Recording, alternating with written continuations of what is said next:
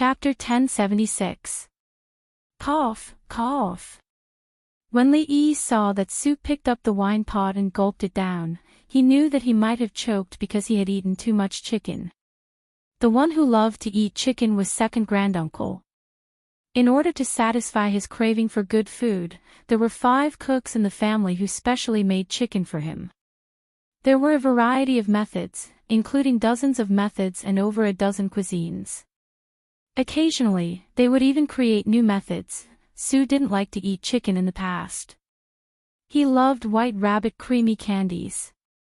However, he couldn't stand eating too much sugar when he was old, so he started to imitate second great uncle. Li Yi knew that Su was actually from the Wu Kingdom. For most masters, those mundane things could no longer pique their interest. They pursued higher martial arts. Most of them would choose to travel around in search of opportunities to break through again. Of course, Su's opportunities were not outside but here. Li Yi walked over and sat opposite him.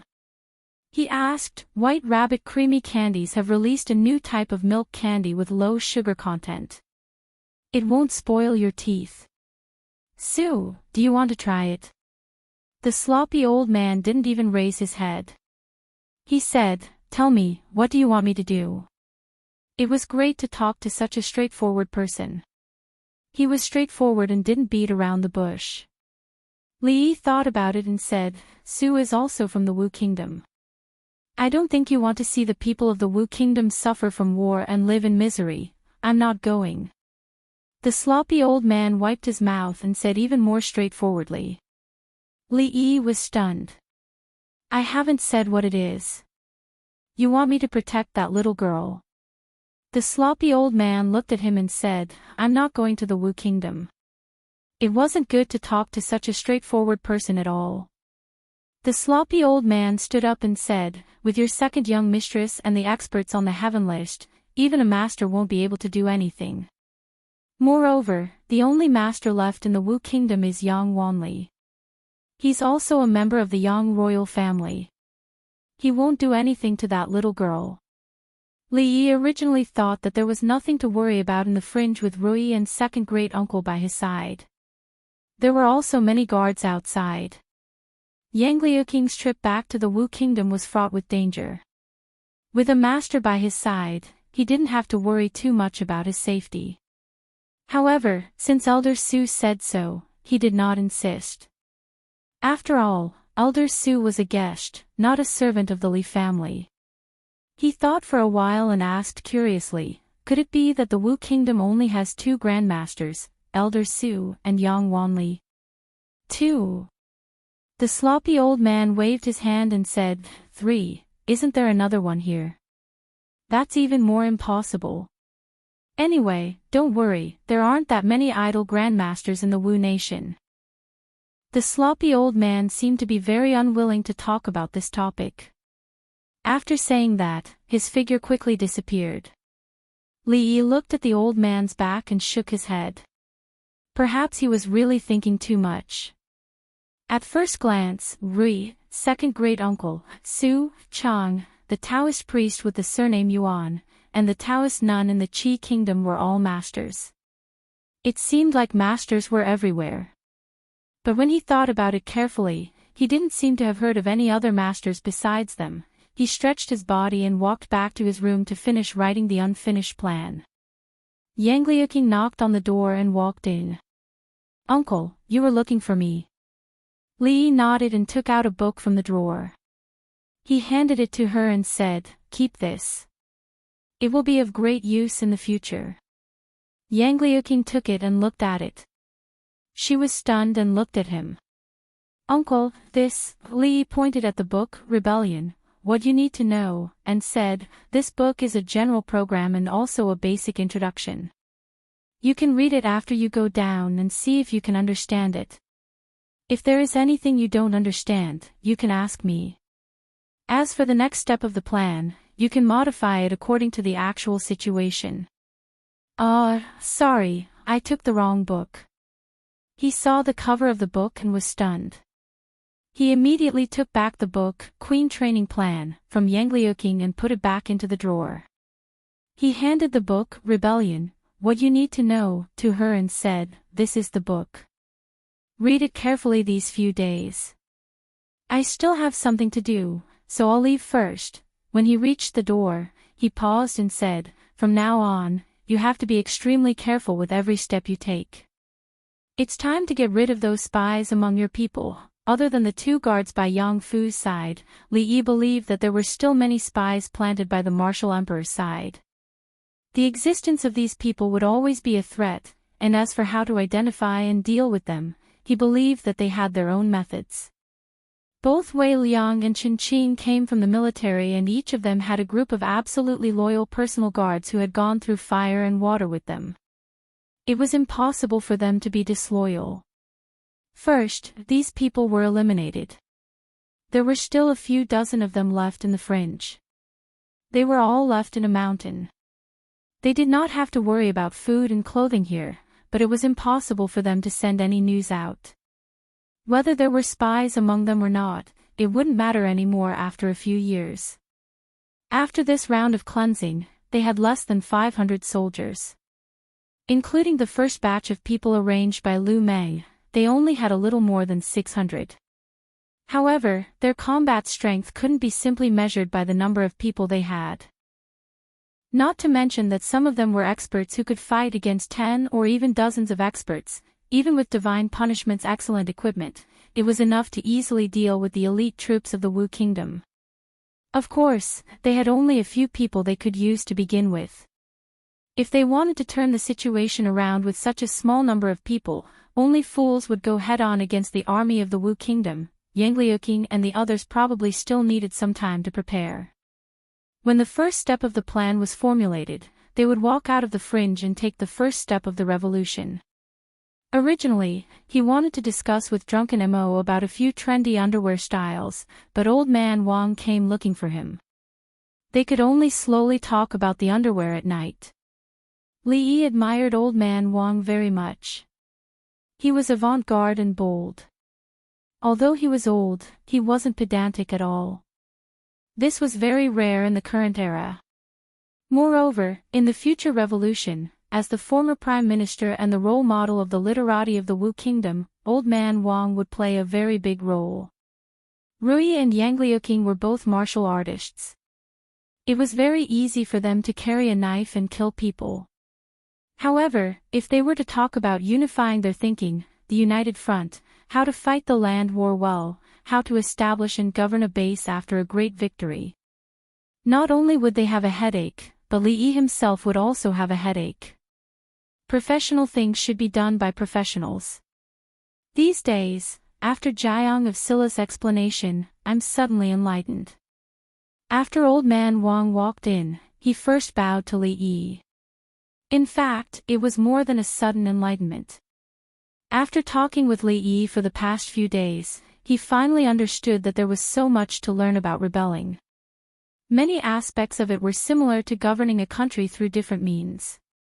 He had long heard that Jiang of Silla was the best in the world and was also a famous minister in the Jing Kingdom in the past. He always thought that the rumors were exaggerated. Today, after experiencing it personally, he understood that those rumors were actually not true. "You're welcome." Li Yi waved his hand and said, "Prime Minister Wang, is there a problem today?" Old Man Wang nodded and said, "Jiang of Silla should also know that the traitor who usurped the throne was insane. After killing his brother and father, he was still worried that there would be others who would threaten his throne, so he slaughtered the Yang clan with groundless charges." Li Yi nodded. He had also heard of what Emperor Wu had done. This was not only insane, it was practically antisocial and anti-human. No one would do such a thing. In this way, other than that traitor, there are no more males in the Yang clan. After Her Royal Highness ascends the throne, that traitor will definitely not be able to escape death. A trace of worry appeared on Old Man Wang's face, and he said, "But after Her Royal Highness, who should this vast world be handed over to?" Li Yi understood Old Man Wang's worry very well. For example, the Jing Kingdom belonged to the Li family. It was fine for Li Xian or Li Han to sit, but Li Yi himself could not sit. Emperor Wu had killed all the males in the Yang clan. In the future, Empress Yang Liuqing would be bored, so she could not casually choose someone with the surname Yang to pass the throne to. Actually, what Old Man Wang said was wrong. Didn't the Yang clan still have Yang Fu? Forget it, Old Man Wang already thought he was dead. He respected the dead, so he would not mention it. However, on this matter, the Empress in the other world had already given an answer. Li Yi looked at Old Man Wang and said, "What's so difficult about this? When your princess has children in the future, just pass it to her son. What flows in his body is still half Yang clan's blood, no." This was a very easy problem to solve. Let Yang Liuqing's son have the surname Yang, and then inherit the throne. Old Man Wang's thoughts were still limited, but it was already not easy for him to think of the Empress. This couldn't be circumvented, and Li Yi could understand. Although Yang Liuqing's child, in terms of bloodline, could not be compared to the orthodox Yang clan's royal family, if she became the Empress, this wouldn't be a problem. In the other world, there was still someone who wanted to pass the throne to his nephew. Old Man Wang came to a sudden realization and clasped his hands, saying, "Thank you, Jiang of Silla, for dispelling my doubts. I thank you on behalf of the people of the Wu Kingdom." "You're welcome." Li Yi waved his hands again. The child born by Yang Liuqing would inherit the Wu Kingdom, so what was there to thank him for? He couldn't help her give birth to a son. Chapter 1077. Although Li Yi was her martial uncle, as a martial uncle, he could help Yang Liuqing rebel, but he couldn't help her give birth to a son. He only cared about how Yang Liuqing would ascend the throne, avenge her father and brother, and realize his long-cherished wish. As for who she would pass the throne to after she became the Empress, it was not something he, as a martial uncle, needed to worry about. Old Man Wang came with doubts and confusion. After Li Yi's guidance, he left with a happy face. After a while, Wei Liang and Qin Qing came again. For this martial nephew, Li Yi really worried a lot. Not only did he have to help her make a plan, but he also had to help her subordinates improve their ideological level. Wei Liang and Qin Qing were both former border generals, but guarding the border was different from rebelling.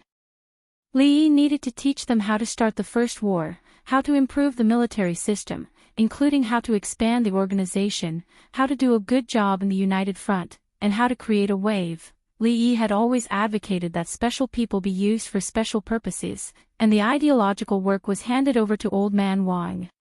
He was very reassured.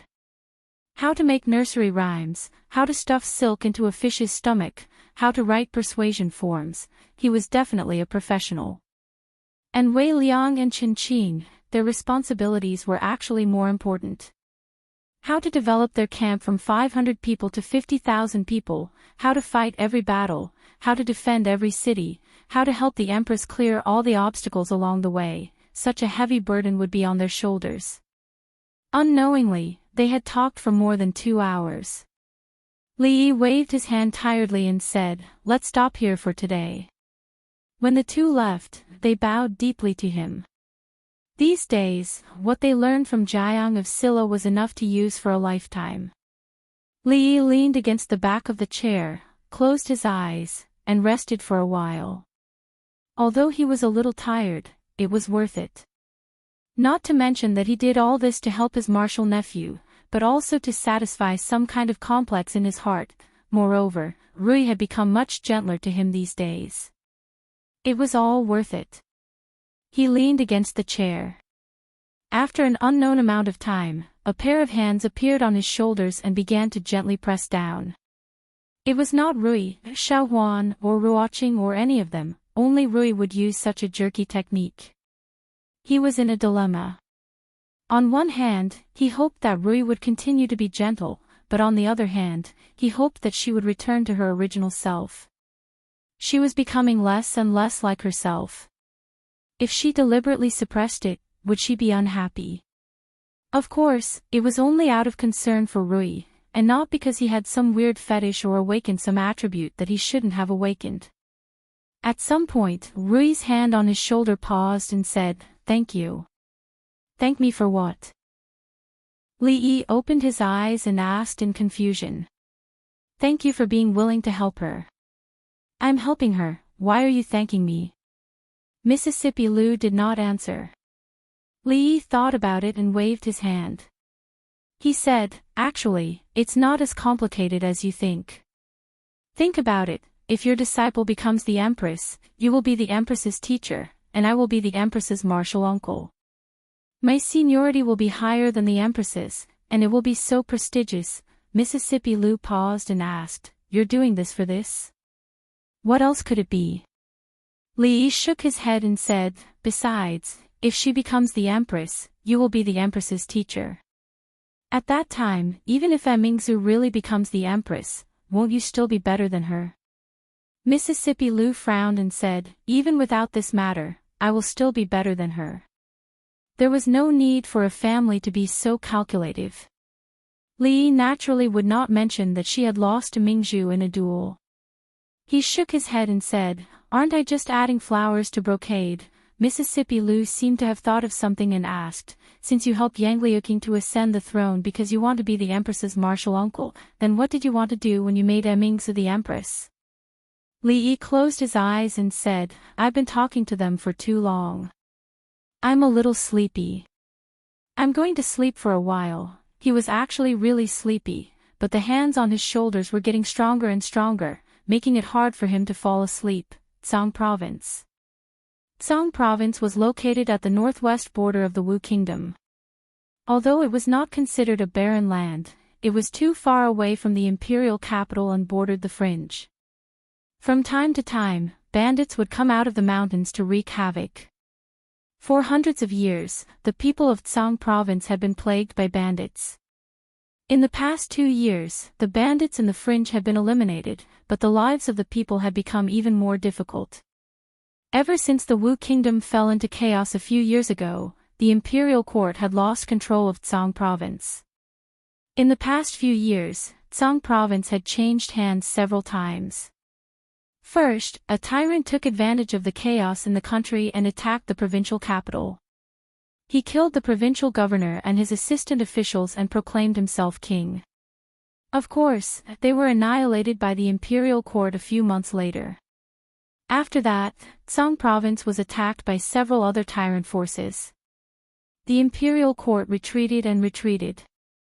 2 years ago, Princess Duan Rong used her iron fist to wipe out the rebellious forces in Tsang Province. She promulgated several policies to benefit the people, allowing the people of Tsang Province to have a short period of time to recuperate. Unfortunately, good times did not last long. Just a year ago, Princess Duan Rong was besieged by the imperial court and several enlistment forces. After the defeat, there was no news of her. On the surface, Tsang Province had been reclaimed by the imperial court.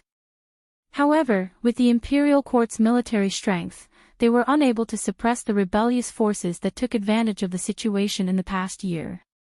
The people suffered from the rebellious forces and their lives were extremely difficult. In a village several dozen miles away from Tsang Province's capital, a white-haired village chief was kneeling on the ground, tears streaming down his aged face. He pleaded, "Lord Steward, please give us a little more time. Please give us a few more days. 2 days ago, the village was robbed and we only have this little bit of food left. If you take this food away, we won't be able to survive." A middle-aged man dressed in a satin robe glanced at him and said coldly, "It's only right and proper to pay a debt. What does it have to do with me that you were robbed? I only know that if you can't pay the rent that you are supposed to pay, the master will punish me when I return. If I give you a little more time, who will give me a little more time?" He looked at the people behind him and said, "What are you waiting for? Take all the food away." The servants carried the sacks on their backs. Among the crowd below, more than 10 men dressed in coarse clothes had grief and indignation on their faces. However, they could only stand where they were, not daring to make any sudden movements. If they made a move on these people, the ones who would come knocking on their door tomorrow would be the constables of the government. Watching as the people carried the food onto the horse carriage, the middle-aged man looked down and frowned. "You've only paid less than 30% of the rent. I'll give you half a month's time. If you still can't pay after half a month, don't blame me for being impolite." Half a month. The village chief watched as the people carried the last of the village's food away. He collapsed on the ground with lifeless eyes and muttered, "Half a month, half a month. Half a month, everyone will starve to death." He sat on the ground and pointed at the sky as he cursed, damned heaven, you're not giving us a way out. You're sending us to our deaths." None of the villagers spoke. Their eyes were empty as they stared blankly in front of them. The autumn harvest had just ended, and all the food had been robbed by the bandits. Unable to pay the rent, the master had plundered all their food. There were nearly 100 mouths in this village, and they were about to run out of food. How could they survive until the next year? This King world doesn't give us a way out at all. How good would it be if Her Royal Highness was still here? Xiao Yun, Xiao Yun. The woman's panicked voice woke everyone up and they all looked in the direction of the voice. A 7 or 8-year-old girl with messy hair and ragged clothes was lying on the ground. The woman crouched on the ground and picked up the girl, shaking her in panic. "Xiao Yun, what's wrong with you?" The village chief crawled up from the ground and quickly walked over. He touched the girl's forehead and shook his head. "This child has been sick for a few days. Hurry up and find a doctor. If we delay any longer, she'll die." The woman's face was filled with despair. They couldn't even eat, so where would they find the money to find a doctor? She hugged the girl and cried, Xiao Yun, I'm so sorry, sister-in-law, what happened?" The woman raised her head when she heard the voice beside her. She saw a young man walking over from the side of the road. The young man walked to the woman's side and crouched down. He pinched the little girl's philtrum and she slowly regained consciousness. She looked at the woman and weakly said, "Mother, I'm hungry." The woman hurriedly wiped her tears and said, "Mother will go find something for you to eat." The young man took out a package from his bosom. After opening it, he took out a steamed bun and handed it to the little girl. "Eat something first." The little girl was startled. The next moment, she took the steamed bun and wolfed it down. The young man turned back and said to the man with a Red Cross armband standing on the side of the road, "This little girl is sick. Come and take a look at her." He looked at the woman and smiled. "Don't worry, he's a doctor." All of this happened very quickly.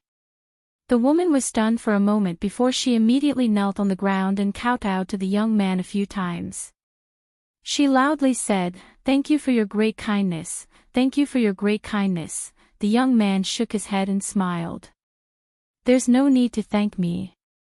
If you want to thank someone, thank the Heavenly Empress." Chapter 1078. The situation in Sangzhou had always been tense. Normally, when strangers passed by the village, if they stayed in the village for too long, they would be questioned. They had to be careful because there were too many precedents. If they were careless, it could lead to the destruction of the entire village. However, the people that appeared in the Dong family village today were not on guard.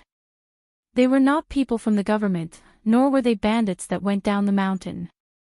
Whether it was the government or bandits, they would not give the villagers free medical treatment, free medicine, or give their food to the villagers to eat. If these people were bad people, then they would want to meet bad people like them every day. The young man handed a few doses of medicine to the woman and said, "Sister-in-law, this child only has a slight cold. Remember to boil 3 bowls of water into 1 bowl when you boil the medicine. He will be fine after drinking these medicines. We'll come back in 2 days. Thank you, benefactor for saving our child."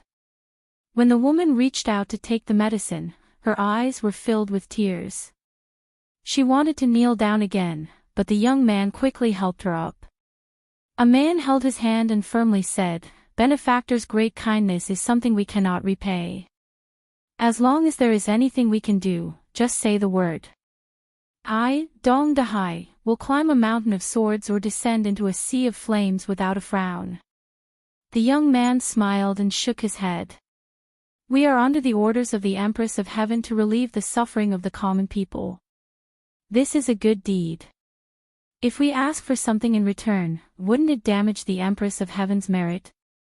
The man was stunned and asked, "May I ask, Benefactor, the Empress of Heaven that Benefactor spoke of?" A trace of respect appeared on the young man's face. He said, "The Empress of Heaven is the embodiment of kindness and benevolence.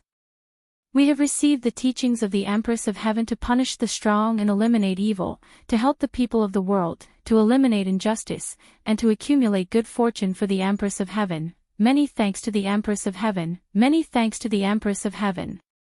After the man heard this, he pulled the woman beside him to kneel down and respectfully kowtowed several times in a certain direction. After they stood up, the young man looked at him and asked, "I heard that there is a group of fierce bandits nearby. They rape and pillage and do all kinds of evil. We are under the orders of the Empress of Heaven to eliminate them. I wonder if you know where this one-eyed tiger bandit is now?" One-eyed tiger. When the man named Dong Dahai heard this name, he clenched his teeth and a look of hatred appeared on his face. He gritted his teeth and said, "A few days ago, it was them who rushed into the village and stole our food." The young man looked at him and asked, "So, you know where those people are?" "I know, of course I know." The man nodded, then shook his head. He looked at him and said anxiously, "Benefactor, you can't do this. One-eyed tiger has dozens of brothers under him, and each of them has extraordinary skills.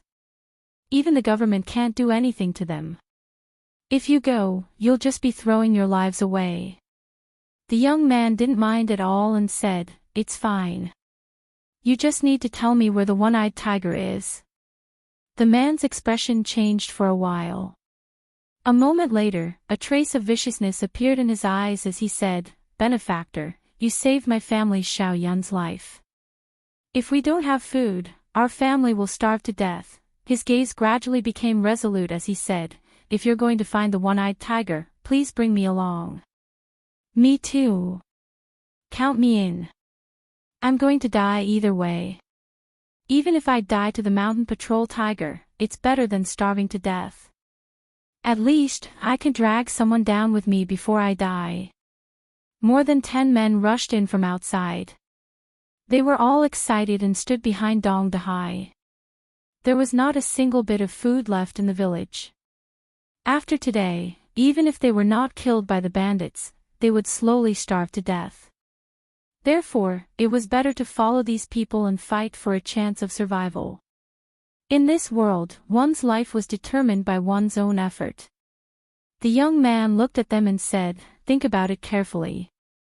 If you go, there's a chance that you won't be able to return." The man standing in front of the group shook his head and said with a pitiful smile, "It's still better than starving to death." The village chief of the Dong family walked up to them unsteadily and said, "Even if Benefactor doesn't come, we'll still fight it out with them. Only by doing so will we have a chance of survival. If we don't, the whole village will die together." The young man pondered for a moment and did not refuse. He nodded and said, "Then let's go together." Over 10 strong young men of the Dong family took out hoes and shovels from their houses and carried them on their shoulders. Then, they followed the young man out of the Dong family village and headed in a certain direction aggressively. Who was not afraid of death? In the past, they would not even have the thought of resisting those bandits. However, it was different now. If they did not resist, they would starve to death. They had been forced into a dead end. They only had 2 choices, resist or die. If they did not want to die, they could only resist. Fortunately, they had helpers. These benefactors did not seem to be ordinary people. There were over 10 of them. Together with them, the number of people they had was not far behind the one-eyed tiger. Dong Family Village. For the survival of the entire village, all the strong young men of the village had been mobilized to fight the most powerful bandits in the vicinity. They swore that they would take back their food. The old, the weak, the women, and the children had all stayed in the village. They stood at the entrance of the village and looked in a certain direction silently. A young child curled up in his mother's arms. He raised his head and asked, "Mom, where did Dad and the others go?" The woman lowered her head and said softly, "Dad and the others went to find food for us. Once they find food, we won't have to starve anymore." Rui City. Li Yi looked down. Yang Luqing, Geezer Wang, Wei Liang, Chen Qing, and several deputies were all there. Even Mississippi Lu found a seat and sat at the back. He nodded, turned around, knocked on the blackboard, and said, "Now, let's start the class. Today, we'll talk about the timing of a rebellion." He cleared his throat and continued, "The timing of a rebellion is very important.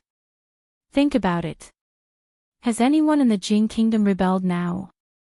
No one dares to rebel in the Jing Kingdom. Why? Is it because the Jing Kingdom is strong, and the people live and work in peace and contentment? Is it because they have nothing better to do?" Wei Liang nodded thoughtfully. Li Yi pointed at him and said, "General Wei, answer me. Why hasn't anyone in the Qi Kingdom rebelled?" "Someone in the Qi Kingdom rebelled." Wei Liang thought for a while and said, "A few years ago, the first prince of the Qi Kingdom was bewitched by someone. He wanted to implement the Silver of Judgment law in the Qi Kingdom. The country was in turmoil. The officials of several states rebelled. It involved many people. Later, it was forcefully suppressed." "Sit down." Li Yi glared at him and said, "The example of the Qi Kingdom's failed rebellion tells us that even a rebellion must be based on principles. When a country is still very strong, blindly rebelling will definitely pay a heavy price. The so-called timing of a rebellion is also the current situation. Several conditions must be met. The world is in chaos, the people have no way to make a living, the imperial court is not trustworthy, the rebels rise together. Obviously, this is the current situation of the Wu Kingdom." Later, Li Yi found that it was not easy to change their minds with just words on paper. Old Man Wang was an elite among scholars after all. But it was a bit difficult for generals like Wei Liang and Chen Qing to understand. However, they should understand these things the most. Therefore, he could only return to his old business and set up a small Jiang of Silla class. He taught them for an hour every day. Judging from the effect of the lectures these days, the effect was not bad. He looked at the people below who had a look of realization on their faces and spoke again. "Before a rebellion, you need to understand the main contradiction of a region. Is it the people and the government, the people and the gentry, or the people and the bandits? Only after you understand the main contradiction can you know what to do next. Only then can you gradually strengthen your troops." Zhangzhou, Dong Village. A group of old, weak women and children quietly waited at the entrance of the village until the sun was about to set. Suddenly, a loud voice shouted, "They're back! They're back!" Everyone's spirits rose. When they looked up, they saw a group of people walking over from afar. They saw their men and sons walking into the village in high spirits. Their faces were full of smiles, and each of them carried a big cloth bag on their shoulders. Chapter 1079. The villagers of the Dong family village entered the village and placed the food on their backs in an orderly manner at the village entrance. The young man walked out from the crowd and said, "This food was brought back by everyone risking their lives. Everyone can take it and divide it among yourselves." The dozens of men standing behind him revealed looks of shame as they heard this. These food were taken from the hands of bandits, but they weren't the ones who took it. They were just standing on the sidelines watching the fun, cheering and cheering. When they arrived, they were already prepared to perish together with the bandits. But after arriving, they discovered that One-Eyed Tiger's group of several dozen people wasn't even enough to fight against their benefactor. They couldn't even help. In the end, they could only help their benefactor tie up those bandits. It was unknown where those bandits were taken. The man named Dong Dahai carried several bags of food and placed them to the side. He said, "Benefactor, this is enough for us. If we take more, it will still be taken by others. You can take the rest of the food away." The young man waved his hand and said, "This is your food to begin with. We can't take it. After you take it back, hide it well and don't let others steal it." The Dong family village people lowered their heads in silence. In times of chaos and natural disasters, food was their life. The government wanted food, their families wanted food, and the bandits on the mountain also wanted food. These people wanted their lives. But today, these strangers that they didn't know treated their illness and helped them steal food from the hands of bandits without asking for anything in return. Dong Dahai was the first to kneel on the ground, knocking his head on the ground. The two men beside him looked at each other and knelt down as well.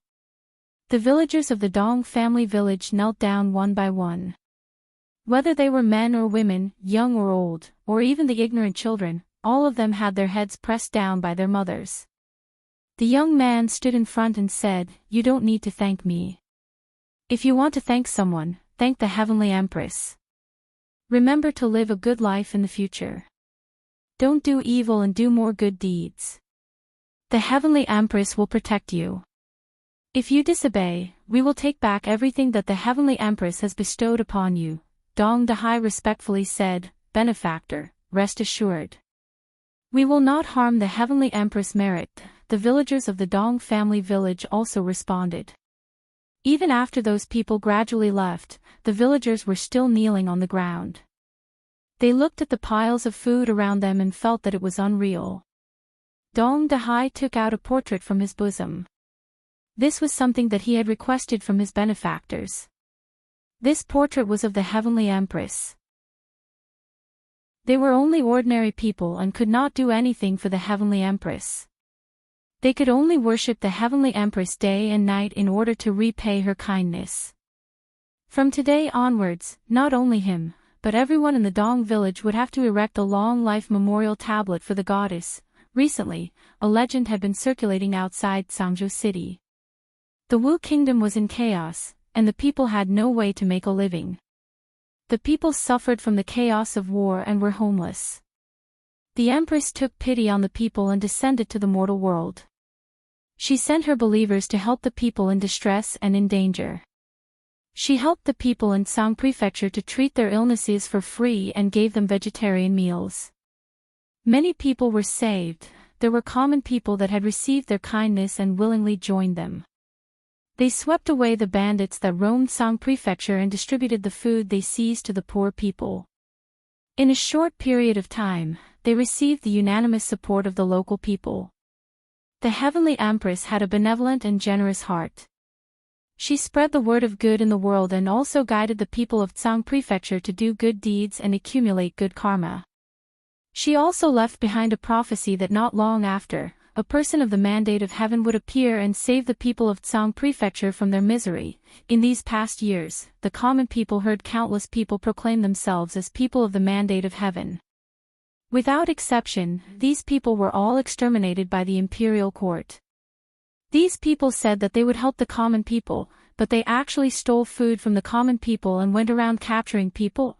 A long time ago, the people of Tsang Prefecture no longer had any expectations for this so-called person of the mandate of heaven. However, the Heavenly Empress was different. She never desired anything from the common people. She filled the stomachs of the common people and cured their illnesses. The common people believed in her and supported her. When she said that a person of the mandate of heaven would come and save them from their misery, many common people longed for the arrival of this person. Tsang Prefecture City, Provincial Governor's Mansion. A person of the mandate of heaven.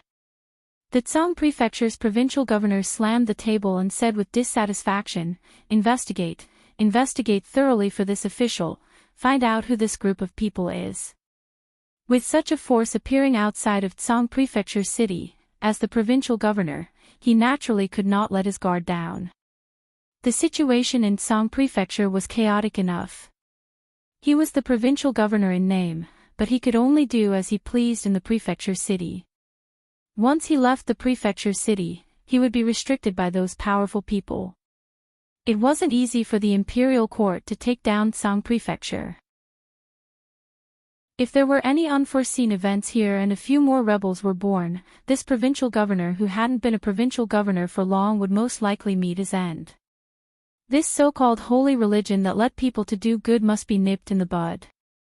After finishing this matter, he still had to think of a way to find Princess Duanrong's whereabouts. His Majesty had sent him several secret letters, ordering him to find Princess Duanrong at all costs. Unfortunately, the fringe was easy to enter but hard to leave. If he couldn't send troops in, where would he find her? Unless Princess Duanrong could walk out of the fringe on her own and stand before him, he didn't think such a pie falling from the sky would happen to him. In the fringe, Li Yi had just sent off Yang Liuqing and his entourage. In the end, what was learned on paper was still shallow. Rebellion was not something that could be accomplished with words alone. He had already taught them everything that needed to be taught. It was time for them to put it into practice. Tsang Prefecture was the closest to the fringe. It was a place that they had to fight for. Once they conquered and stabilized Tsang Prefecture, the fringe would become their stable support. As long as the imperial court of the Wu Kingdom hadn't swept away all the obstacles in the Wu Kingdom, they would be invincible. They had just set off today, but the arrangements in Tsang Prefecture had already begun several months ago. The holy religion wanted to establish a branch in the Wu Kingdom. Su Zheng couldn't wait to personally lead his men there. The philosophy of the holy religion had long changed to that of helping the needy. They recruited a portion of the people, wiped out the small gangs of bandits in Tsang Prefecture, and distributed all the food and belongings they obtained. Of course, they weren't doing this out of selfishness. There was a difference in the treatment between the followers of the holy religion and the common people. In just a few short months, their troops grew from less than 100 people to a terrifying number. And those bandits and tyrants were all brought into the fringe and turned into productive forces. In these 2 months, Li Yi also deeply understood why the countless rebellious bandits in history would first establish their own religion before they rebelled: a rebellious disciple, a protective master, a lunatic who only wanted to strengthen the holy religion and spread its teachings, and a group of martial arts experts who had long been trained to the point of wanting to see the world plunged into chaos. With Tsang Prefecture as the starting point, who knew how much chaos they would stir in the Wu Kingdom in the end? Li Duan ran over from afar and ran to his side. He asked, "Daddy, Daddy, have Auntie and senior sister left?" Li nodded and said, "Let's go." Li Duan heaved a sigh of relief and murmured, "They're finally gone." Li patted his head and asked, "Are you happy that Auntie and senior sister left?" "If I don't train properly, Auntie will spank Dwayner's butt." Li Duan rubbed his butt and said excitedly, "I'm going to play with little sister and Auntie." Li Duan's fear of Rui was innate. Now that Rui had left with them, he could completely let go of himself. Li Yi looked down the mountain. The path down the mountain twisted and turned until it disappeared into the shade of a forest. Somewhere in the mountains ahead, a troop of nearly 1,000 people was moving slowly. Wei Liang gripped the saber in his hand tightly. The saber was so sharp that it could cut through iron like mud. It was the first time in his life that a troop of 500 soldiers was equipped with such a divine weapon. Apart from that, they were also equipped with the heavenly punishment that struck terror in the hearts of countless people on the battlefield. It was an invincible weapon for sieging cities and killing enemies. However, this was just a precaution. The mission given to them by Prince Jiang of Silla was to take down Tsang Prefecture within a month without shedding a drop of blood. He looked up in a certain direction and clenched his fists. "Tsang Prefecture. We're back." Chapter 1080. We haven't eaten for 3 days, Be kind and give us something to eat. Have pity on us. Outside of Zhangzhou City, in a tea house by the side of the official road, a dozen or so refugees, dressed in rags and covered in dust, were leaning against a low mud wall. They held a broken bowl in their hands and weakly repeated the same words. Zhangzhou had always been in turmoil. Some of the commoners had lost their homes and were living a difficult life. They could only flee in all directions. Refugees like this were a common sight along the official road. The tea house's waiter was annoyed by the noise. He walked over with large strides and kicked one of the people by the wall. He said angrily, "Go away, go away. Don't disturb our business." This tea house was opened by the side of the official road. Because of the bandits nearby, they hadn't opened for business for half a year. A few days ago, those bandits were taken care of by someone. They only dared to open the tea house again after observing for a long time. However, these refugees, who couldn't be chased away, were lying there like mud, affecting their business. They are all pitiful people. Why make things difficult for them? In the tea house, a man couldn't stand it anymore. He took out a few pieces of dry rations from his bag and distributed them to the refugees. He pointed in a certain direction and said, "Follow this official road and walk another 30 li forward. There is a village called Dong Village. Go there and do some work. At the very least, you will be able to make a living. It is still early, so don't delay on the road. You should arrive before the sky turns dark. Thank you, thank you." The group of refugees immediately knelt down and kowtowed to express their gratitude. After a few kowtows, they got up and walked in the direction that the man had pointed. The waiter was happy to see this. He shook his head and went back to his work. The man also sat back down. A person sitting beside him suddenly asked in a low voice, "General Wei, it's already so late. Why isn't General Fan here yet? Did something go wrong?" Wei Liang drank a cup of tea and said, "What's the hurry? There are still 15 minutes. Blind Fan always delays things to the last moment. Wei, I heard you bad-mouthing me from afar. I haven't seen you for more than a year and you've only gained this bit of skill." A loud voice came from outside the door. A man walked in and sat across from Wei Liang. This man was tall and mighty. One of his eyes was blind, and a knife scar ran diagonally through his eye, making him look somewhat terrifying. Behind him, there were more than 10 people on horseback. A murderous aura spread out, causing the few people in the shop to feel nervous. Wei Liang glanced at him and said lightly, "I haven't seen you for more than a year. Blind Fan, you've become more capable. If I didn't know better, I would have thought that you're a bandit from somewhere." The waiter of the tea house walked over nervously and asked in a trembling voice, "Sir, what would you like to order?" Wei Liang placed a few coins on the table and said to the one-eyed man, "Let's talk outside." The group walked out of the tea house and went down the official road. They walked straight into a forest not far away. Wei Liang stopped in his tracks. The people behind him dismounted their horses and knelt on one knee. They said loudly, "Greetings, General Wei." Wei Liang waved his hand and they immediately stood up. The one-eyed man took a step forward and asked in a deep voice, "Where's the princess?" "Her Highness has arrived at Song Prefecture." Wei Liang looked at him and said, "When we were suppressing the bandits, we heard that there was a powerful blind guy who occupied a mountain a year ago and subdued all the forces within a 30-mile radius. We guessed that it was you." The one-eyed man nodded and asked again, "The people of Tsang Prefecture are saying that His Highness King Jing was assassinated. Is this true?" Wei Liang nodded and did not deny it. The one-eyed man's expression changed. "Then His Highness," Wei Liang waved his hand. "Just treat it as if His Highness King Jing is already dead."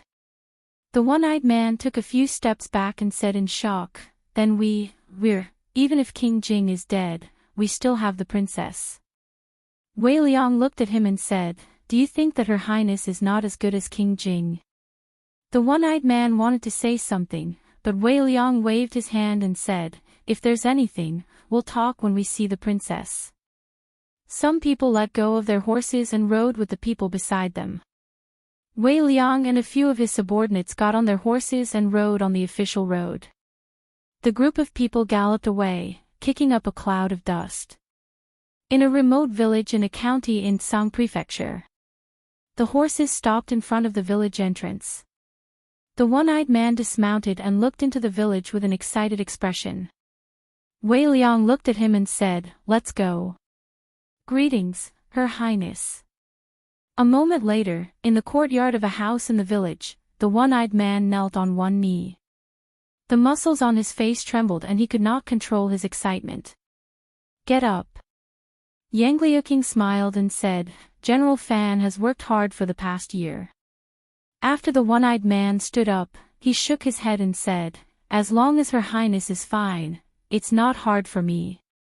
He also met a few deputy generals that he was familiar with and Prime Minister Wang. Before he had time to rest, he was pulled aside by Wei Liang. Didn't you want to ask about His Highness King Jing? Wei Liang looked at him and said, indeed, King Jing is not dead, but he can no longer support our great cause. After a moment, the one-eyed man came back to his senses.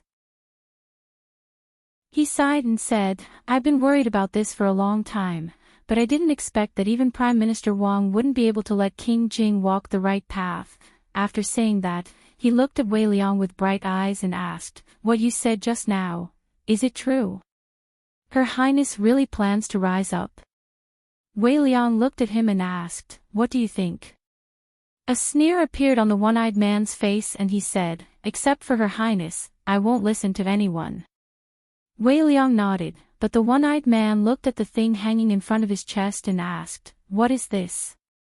Wei Liang took the third eye given to him by Jiang of Silla and handed it to the one-eyed man. The one-eyed man held it in his hand and looked at it for a long time until Wei Liang taught him how to use it.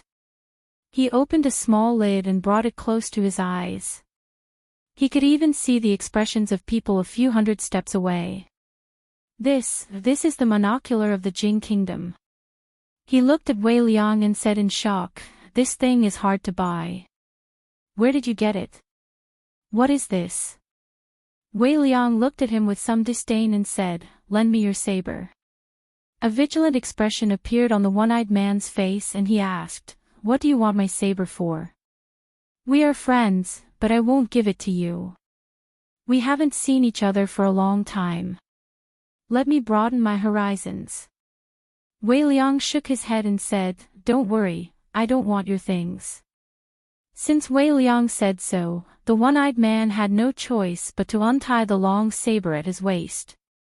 Wei Liang held it with one hand and pulled out the saber at his waist with the other. After a few sounds of metal clashing, a few cracks appeared on the one-eyed man's saber. Under the one-eyed man's incredulous gaze, he handed his saber to him and said, it's just a pile of scrap metal. Don't say it's a saber. This saber is for you. Don't embarrass Her Highness when you go out.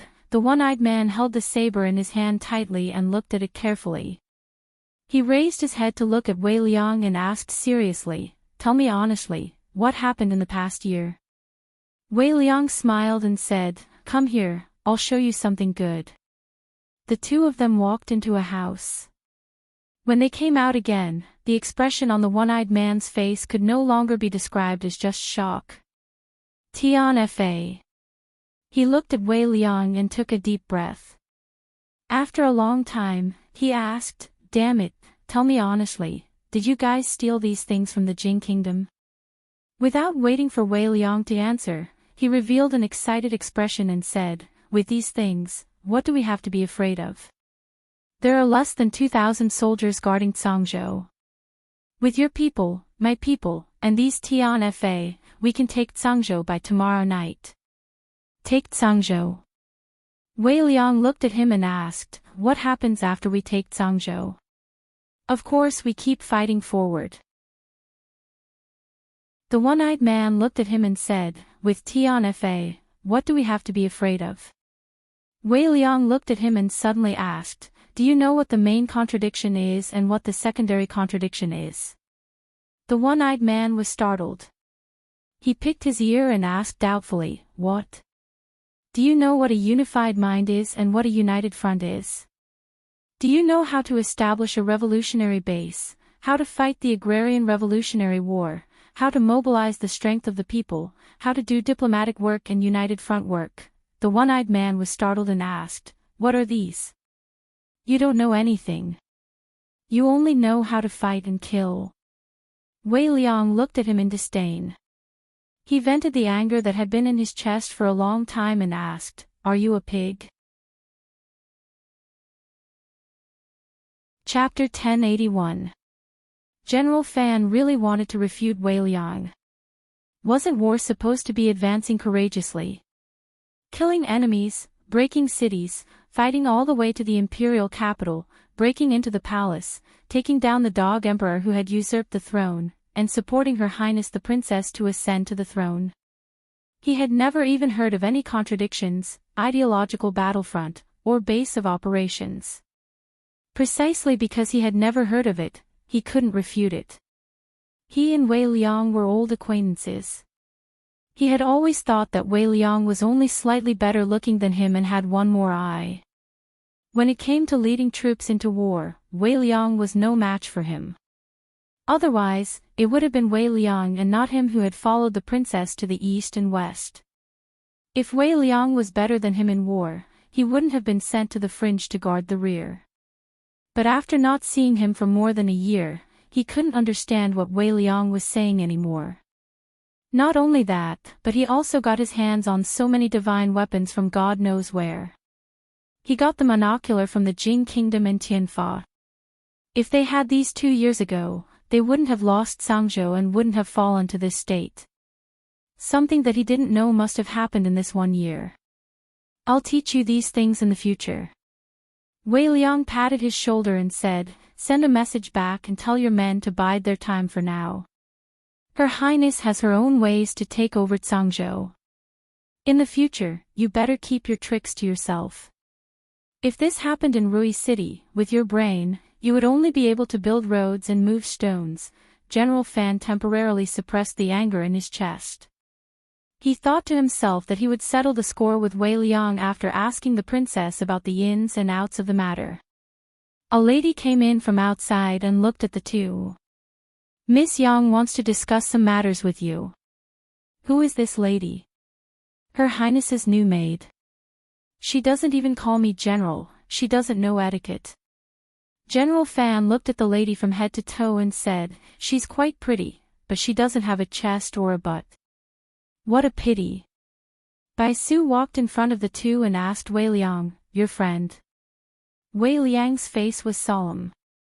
"Miss Bai has misunderstood. I don't know him." General Fan was stunned. He turned his head to look at him and asked, "Wei, what do you mean by this? Your surname is Fan." "I don't know what your surname is, and I don't know you either.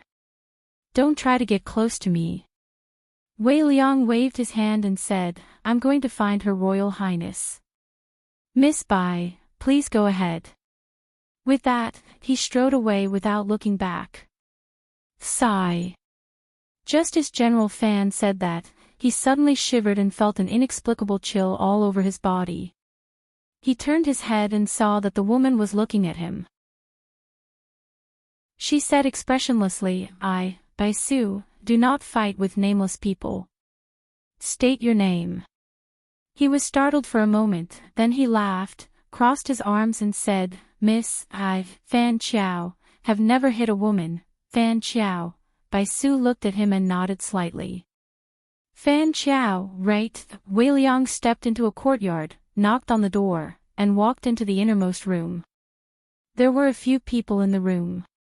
Yang Luqing, Elder Wang, and Chen Qing were all there. Elder Wang looked outside the door and asked, "Where's General Fan? He still has some matters to attend to." Wei Liang shook his head and said, "There's no point in calling him to discuss this matter. Let's talk about it later." Elder Wang nodded and said, "Our current strength is not strong, so we should try not to attract the attention of the imperial court. Zhangzhou is the first step of our great undertaking, so we cannot be impatient. There are 9 counties in Zhangzhou, so we should plan one county at a time. Finally, we will encircle the provincial capital. We must remember what Jiang of Silla said, build high walls, accumulate grain, and slowly become king. From how to take down Zhangzhou with the least amount of effort, to how to forge Zhangzhou into an impregnable base, to how to achieve victory in the entire Wu country step by step. They had already gone through tens of hundreds of simulations and established a general plan. What they needed to do now was to implement the plan step by step. Wei Liang. Here. I order you to take down Qin County within half a month. Do you have any objections? Yes, sir. Qin Qing. Here. After an hour, Wei Liang walked out of the courtyard and walked to the front of another courtyard. He asked the guard standing at the door, "Where's General Fan?" The soldier swallowed his saliva and said, "Inside." He walked 2 steps, then turned back and asked, "Where's Miss Bai?" "Miss Bai left an hour ago." Wei Liang nodded and pushed the door open. He immediately saw General Fan sitting on the ground, leaning against the courtyard wall. He was covered in dust, and his eyes were listless as he looked ahead. At this moment, General Fan looked no different from the refugees he had met. He sighed and walked forward, wanting to help him up. "Don't move." General Fan, who was paralyzed, suddenly shouted. 2 streams of turbid tears fell from his eyes. He sniffled and said in a sad voice, "My arm is broken, crack." Wei Liang helped him reattach his arm and helped him into the room to sit down. He sighed and said, "In the future, whenever you meet someone you don't know, especially a woman, you better watch your mouth." General Fan opened his mouth in disbelief. "Is she really a woman?"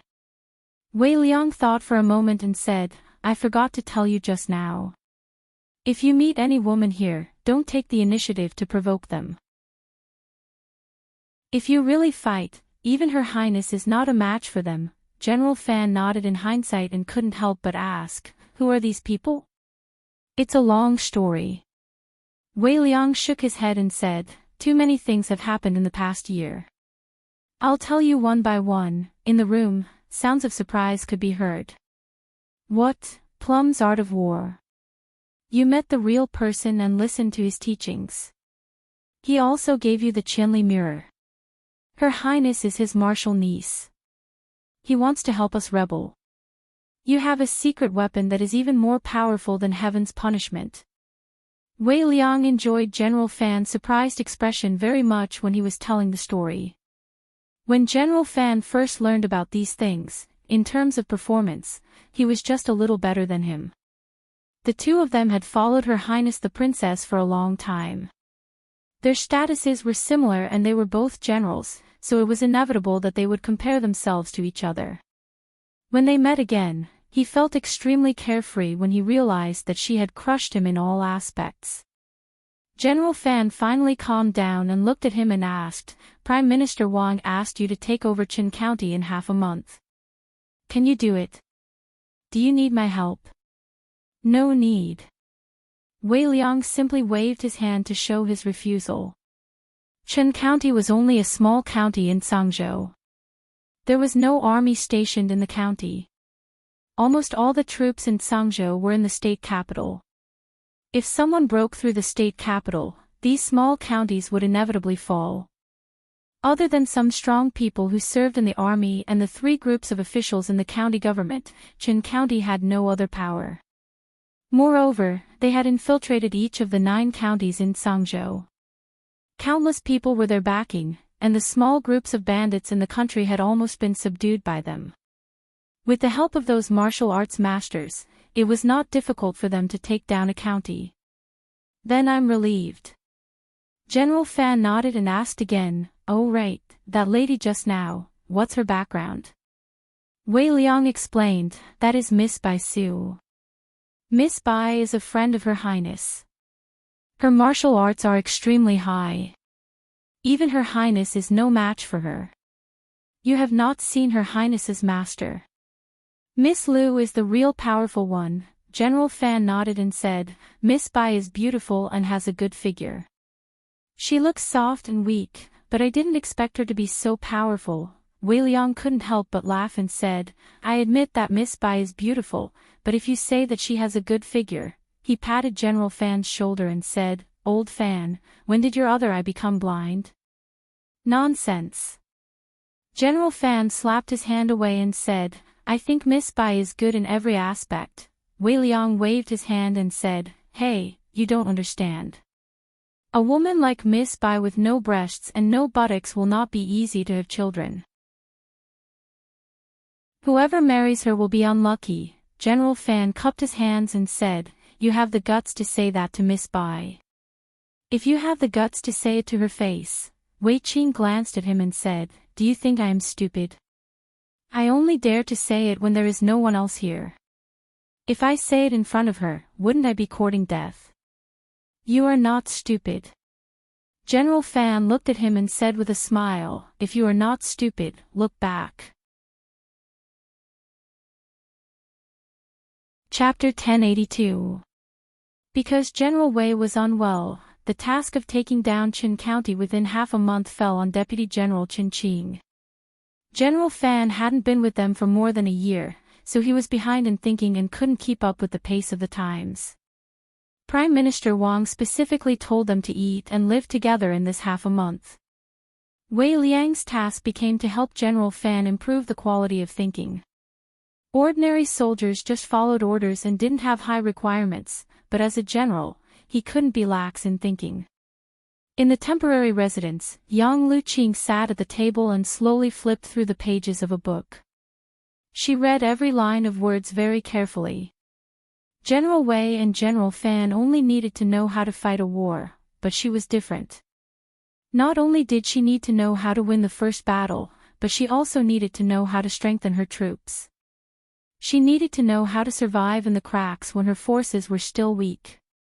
She needed to start from Cangzhou and approach the place that had given her countless nightmares step by step. She even had to think about some more distant things.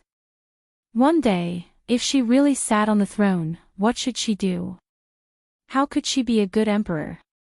She never doubted whether she could do it or not. If Uncle Master said it was possible, then it was possible. Prime Minister Wang knocked on the door and walked in. Your Highness. After a slight salute, he said, Qin Qing has gone to Qin County. He used to be stationed in Cangzhou, and Qin County is his hometown. Our people have already infiltrated the county government, and Envoy Su will also provide us with help. With Miss Bai's help, it shouldn't be a big problem to take down Qin County government quietly, got it? Yang Liuqing nodded. Qin County, including the entire Cangzhou, was almost abandoned by the imperial court. Only about 1,000 soldiers were stationed in the capital of Cangzhou. She only needed to lead 50 elite soldiers to occupy Qin County government. Qin Qing had many masters on this trip, so she wasn't very worried. Prime Minister Wang looked at the open book on his table and sighed, Your Highness has worked hard these years.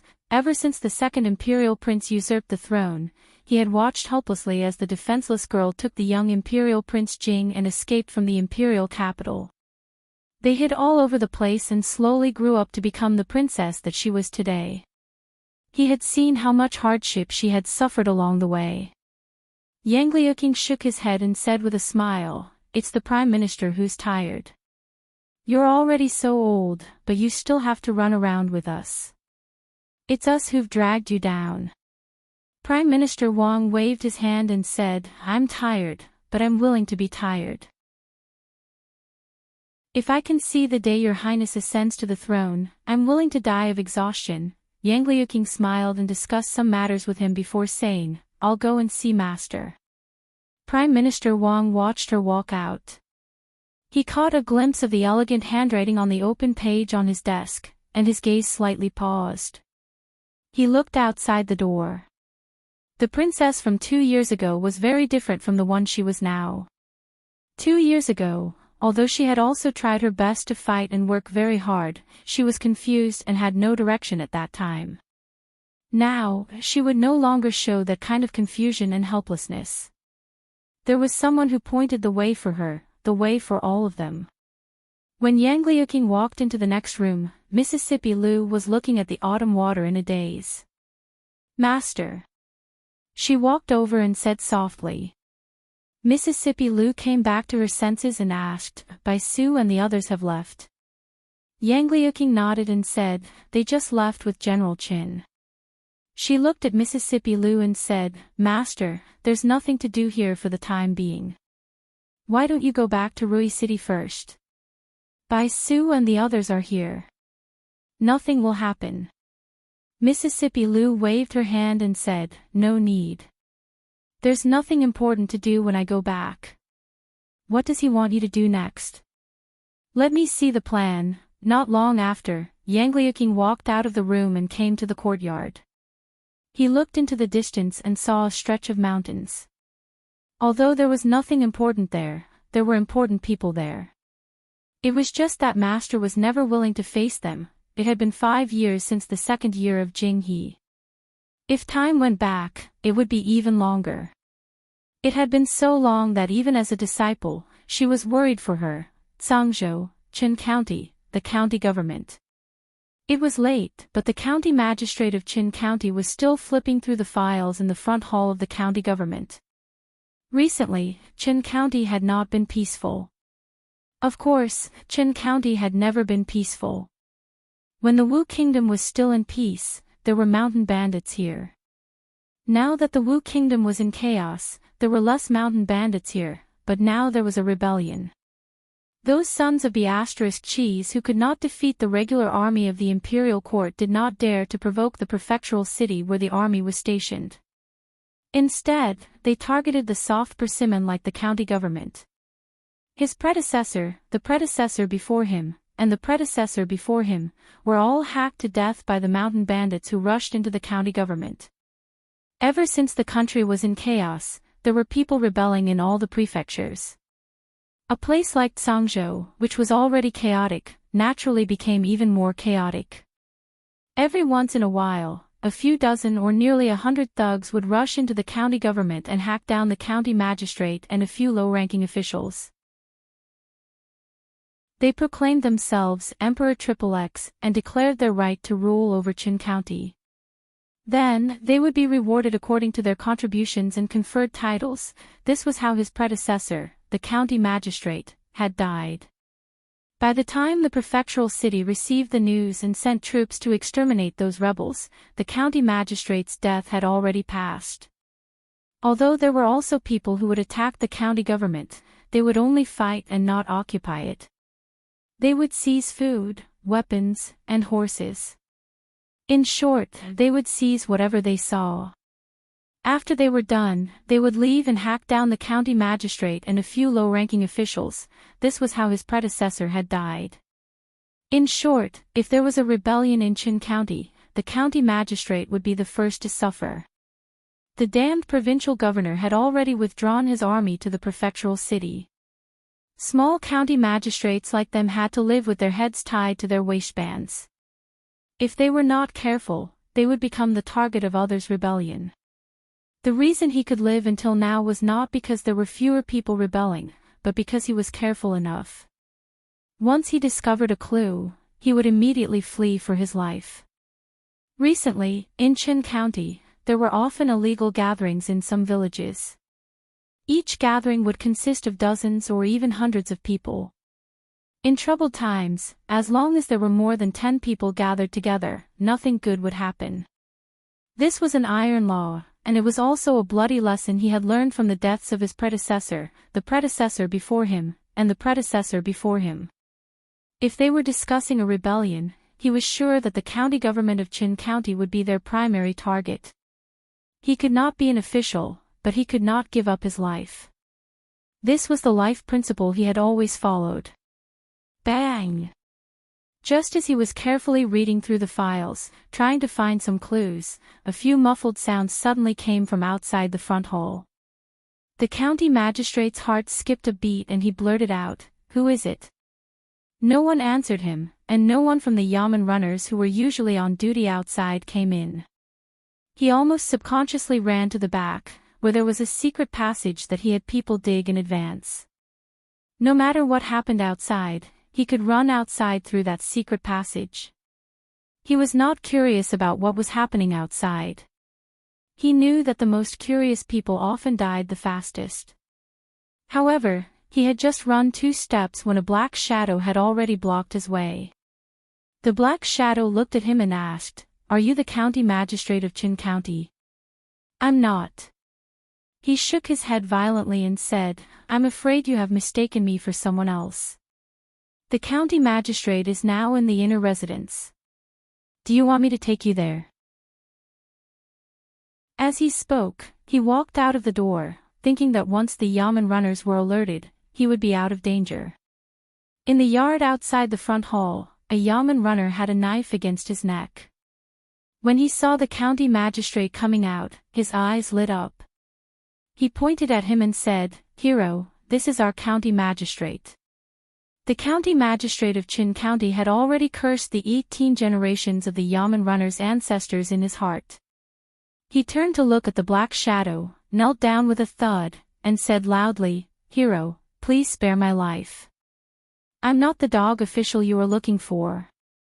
I didn't do anything evil. The bad things were all done by the county magistrate. It has nothing to do with me.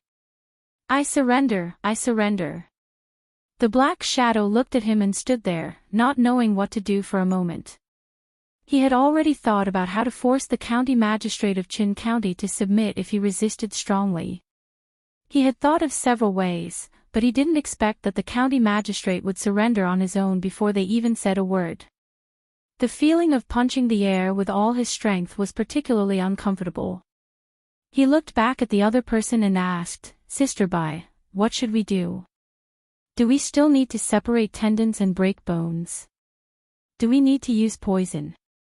Separate tendons and break bones, use poison. Hearing this, the county magistrate of Chin County suddenly blacked out. Chapter 1083. Chin County was a small county. There were only a few hundred households in the county. The county magistrate and the deputy county magistrate had the responsibilities of the registrar and the county lieutenant. They were in charge of more than a dozen bailiffs and some servants. This was why the rebels liked to attack the county government in recent years. They only needed a few dozen people to occupy the county government and make themselves king. They could establish their power without much difficulty or risk. They could easily start the first war of the rebellion. If they attacked the county government, they naturally had to kill a few corrupt officials. Therefore, for a remote county like Chin County, the county magistrate had become a profession with a high mortality rate. The county magistrate of Chin County hugged the man's leg and said loudly, "Hero, what do you want? I will cooperate with you. Please don't kill me, you have no backbone at all. You're not a man." The man looked at him disdainfully and shook him off. He walked to the woman and said flatteringly, "Sister Bai, leave the things here to us. You should go and rest. If I knew it would be so easy, I wouldn't have come. It would be better to learn from the chief." Bai Su glanced at him and turned to leave. The man looked back at another person and said, "General Chin, I'll leave the rest to you." Chin Ching covered his face with a black cloth and walked to the county magistrate of Chin County. He pulled off the black cloth on his face and asked, "County Magistrate Liu, do you still recognize me?" The county magistrate moved closer to the light. When he looked over, he was shocked and said, "General Chin, you." He fell to the ground and cried, "General Chin, I've been looking forward to the stars and the moon, and you've finally come. You don't know how hard my life has been after you left. I've been hoping that Her Royal Highness would come back." The man looked at the county magistrate of Chin County, smacked his lips and sighed, "He's a talent." When the first snow fell in the second year of Jinping, Li Yi threw a letter into the fire. The letter was instantly swallowed by the flames. In the past few months, 7 of the 9 counties in Sangzhou had been secretly controlled by them. The control here did not only refer to the county government, but also the people that Su Jing secretly recruited. Nominally, Sangzhou was still under the control of the provincial governor's office. But in fact, the provincial governor's office had already surrounded Sangzhou. Even inside the provincial governor's office, forces had already infiltrated. There were still 2 counties in the provincial governor's office. In order not to alert the enemy, they had not taken any action yet. Compared to a violent revolution using heavenly punishment and cannons to blast open the city gates, this method of boiling a frog in warm water was more suitable for them now. Once they completely controlled Sangzhou, they could carry out the next step of the plan.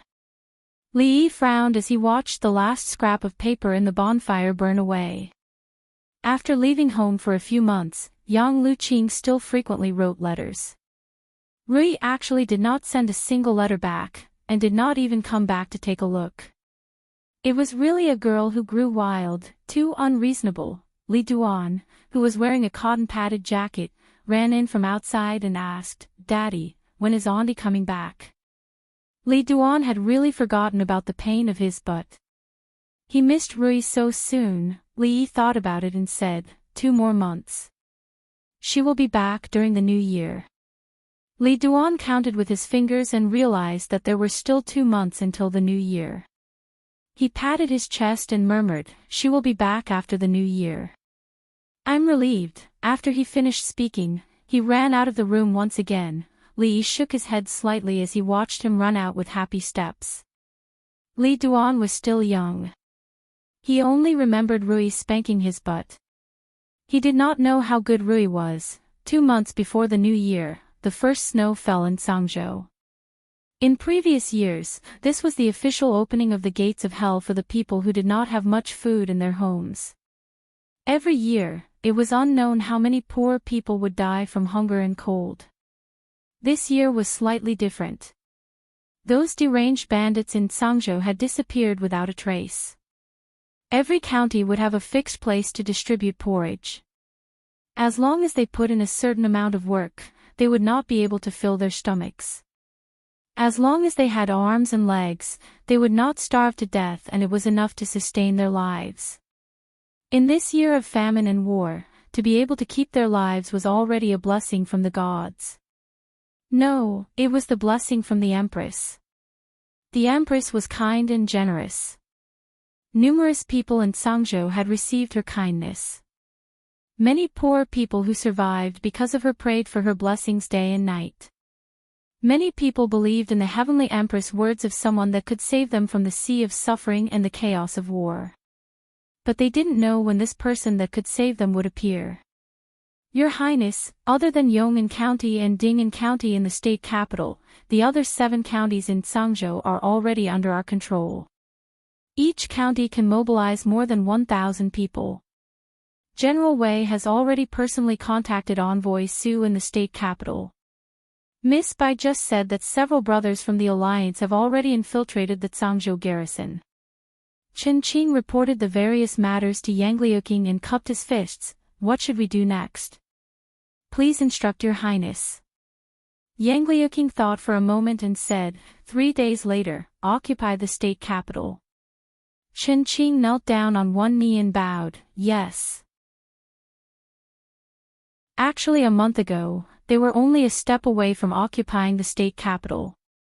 Sangzhou's garrison of 2,000 soldiers could not be considered elite soldiers. They were stationed outside the city, but they could mobilize more than 2,000 soldiers. They were all elite soldiers who had survived countless battles. In terms of weapons, they were far superior to the Sangzhou garrison. Moreover, for the Sangzhou garrison that had already been infiltrated, it was not difficult to break through from the inside and the outside at the same time. Chen Qing left in a hurry. He needed to discuss the specific plan of seizing the city with everyone and then deduce all the possible changes and possibilities. Even if he was already fully prepared, he could not let his guard down. Yang Liuqing left the room and walked into the courtyard. Looking at the bustling crowd around her, her heart was exceptionally calm. She did not feel the slightest nervousness or urgency of a great battle. This was the first time in several years. The reason was that they already had a well-thought-out plan for Tsangzhou. This was their first battle, and it was also a very important battle. They could only win and not lose. She could not disappoint the soldiers, she could not disappoint her master, and she could not disappoint her martial uncle. Thinking of her martial uncle, her expression froze. She blinked her eyes and rubbed them in disbelief. Her lips parted and she said in disbelief, "Martial uncle." Outside of Tsangzhou, there are still 3 major forces that have been in a stalemate with the government. After taking over Tsangzhou, the first thing to do is to subdue them. Inside the room, Baisu sat opposite Mississippi Liu and said, "I've already sent people to infiltrate those 3 forces." Baisu said a few more things. Seeing that she was in a daze and seemed to be distracted, he said, "Chief, I'll go down first." Mississippi Liu nodded. Baisu walked out of the door and met someone at the door. Her eyes widened and she opened her mouth, but before she could make a sound, her mouth was covered. Her eyes widened even more, and then she became a little angry. Before she could vent her anger, Li Yi raised his index finger and gestured for her to be quiet. Baisu pushed his hand away and gritted her teeth, but she did not make a sound. Li Yi walked into the room, not deliberately suppressing his footsteps. After all, at such a close distance, if he walked quietly, Mississippi Liu would notice him. Her back was facing the door. Li Yi walked behind her and wanted to cover her eyes, but she reached out and grabbed his wrist.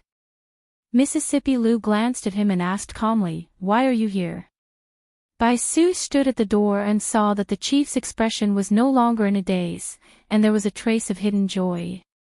She was completely different from before, and he sighed in his heart.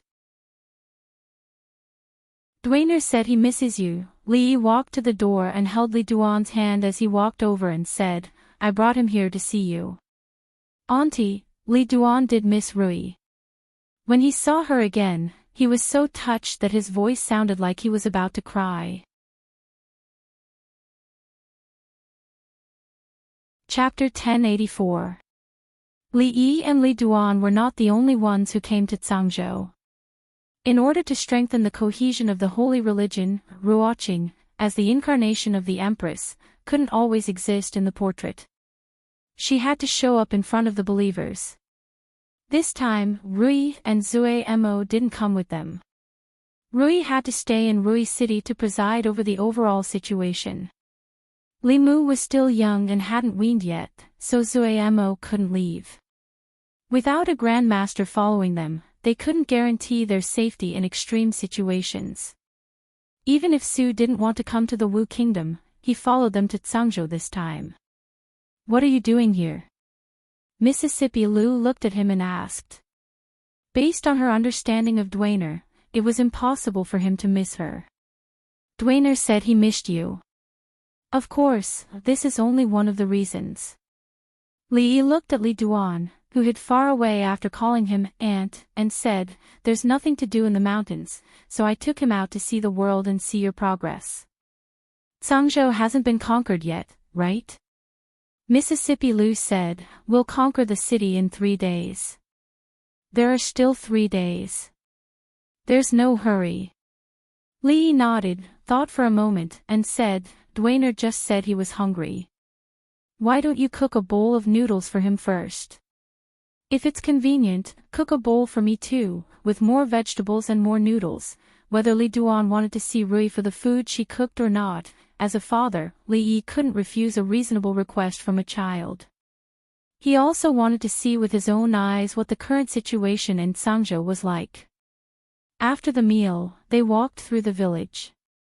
Yang Luqing explained to him, "We've taken down the 7 county governments in recent days. We've also used some means to control the officials in the county governments. Some of the strong people can be used by us in a short period of time. Now, only the prefectural city is left." It had been several months since they split up and quietly came to Tsangzhou. In addition, before this, Su Zheng had already brought people here to expand the number of believers. Their progress was not fast. However, this was also Li Yi's intention. To the Wu Kingdom, Tsang Prefecture was a remote place, but Tsang Prefecture was close to the fringe. As long as the Wu Kingdom could defend Tsang Prefecture, no matter how strong the enemy was, they would be able to receive endless reinforcements from the fringe. This was a place that had to be fought for. They had to hold it firmly in their hands and not simply occupy the government office. Otherwise, they would easily end up in the same situation as they did 2 years ago. The remaining snow had yet to dissipate. Walking on the road, one could see many villagers busily working in the village, constructing some strangely shaped buildings. This was a brothel that was about to be built.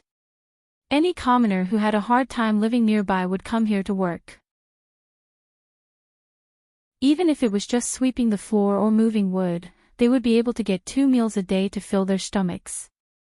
The one-eyed General Fan followed behind them. Looking at the busy people in the distance, he asked in puzzlement, "Your Highness, we are giving out porridge to help the people.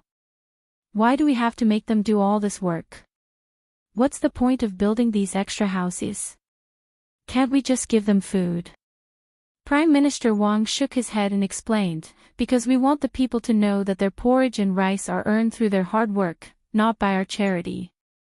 It's hard to predict a person's heart. The more we give, the more it will backfire in the end." After saying that, he looked at the one-eyed general and said, "Although you are a general, you can't stop learning. When you go back, General Fan, you must read more books. What I just said is written in the books." At this moment, General Fan could only nod in agreement. Although he still had doubts in his heart, he didn't dare to ask further. At this time, 2 men carrying a piece of wood walked past them. One of them sighed and said, "Tell me, the person with the mandate of heaven that the Empress spoke of, when will he come? When will these bitter days come to an end?" The other man curled his lips and said, "You should be content. Moving logs for a day is enough for your family to eat for several days. What kind of bitter days is this? Who doesn't wish for a better life?" The man paused and suddenly said, "Have you heard that the person with the mandate of heaven that the Empress spoke of can save the people is actually Princess Duanrong?" The man was stunned. He asked, "Where did you hear this?" "Everyone says that when the Empress gave birth to Princess Duanrong, a phoenix landed in the palace and circled around for 3 days before flying away. There are also people who say that Princess Duanrong was able to speak when she was born. When she was born, there was a strange fragrance that wafted for 10 miles. The majority of the imperial capital could smell it. When mortals smelled it, they would feel refreshed and all illnesses would disappear." Someone walked over and heard their conversation. He said in surprise, "Is that true or false? Being born with a human tongue and accompanied by a strange fragrance, that is the sign of a saint appearing in the world." The man carrying the logs shook his head and said, "I don't know if it's true or false, but I've also heard that this is the sign of an emperor. In ancient times, all those who had these signs eventually became emperors." The passerby disdainfully said, "Forget it. Princess Duanrong is a woman. Can a woman become an emperor?" The gaze of the man carrying the logs became even more disdainful. He said, "I said that you are ignorant and inexperienced, but you don't believe me. Let's not talk about the distant past and just talk about the recent past. The emperor of the Jing Kingdom is a woman. She governs the country better than men, so why can't the emperor of my Wu Kingdom be a woman?" The passerby was startled and asked in surprise, "Is there really such a thing? Why would I lie to you?" The man carrying the logs pretended to be profound and said, "If one person says it's false, then 100 or 1,000 people say it. How can it be false? I have to explain it to you." Not far away, a steward looked over and shouted, "You two, what are you doing? Have you finished moving the logs? Do you want to eat or not? If you don't want to move, there are still others." The man shivered and immediately said, I'm coming." Don't move. Don't touch my logs. If anyone touches my logs, I'll fight them. The passerby was startled for a long time. He looked at a young man passing by and asked, what he said just now, was it all true? Lee nodded and said, it's not just that. When Princess Duan Rong was born, beautiful stars appeared and auspicious clouds appeared. The Phoenix Cry imperial capital was filled with the emperor's aura. At that time, a wandering Taoist who passed by the imperial palace said that this was the fate of the emperor. A person with this kind of fate would definitely become the emperor in the future. Only when the passerby walked away in a daze did General Fan rub his head and say with some surprise, when Her Highness was born, I was standing guard at the city gates. At that time, there was no phoenix, nor was there any fragrance. As for those beautiful stars and auspicious clouds, that's even more nonsense. Who was the one who spread those rumors? To dare spread rumors about the princess, I'll skin them alive. Wei Liang, who had just returned, looked at him and finally couldn't help but say, Old Fan, why don't you stop leading the troops and supervise those people moving the logs? That job is easy and doesn't need to use your brain. It's very suitable for you. The one-eyed general was startled and asked, what do you mean? Yang Liuqing blushed a little. Although she knew the purpose of the brothel spreading these rumors, she still felt a little embarrassed in front of so many people. Li Yi looked at her and comforted her, these are all nothing. In the past, there was a shameless fellow who said that he wasn't human and that he would transform into a dragon when he encountered a storm. Those who achieved great things did not bother with trifles. He didn't say that when she was born, the word Empress was written on her palm. That was already very restrained. To become an emperor, one must first learn to be shameless. She didn't know how shamelessly Xian was as an emperor. He even needed someone to help manage the country. Let's not think about this for now. He looked at Yang Liuqing and said, after we take down Cangzhou, we'll be busy for a period of time. Cangzhou's capital. The provincial governor of Cangzhou sneezed and rubbed his nose. He asked, have you investigated the matter that I asked you to investigate?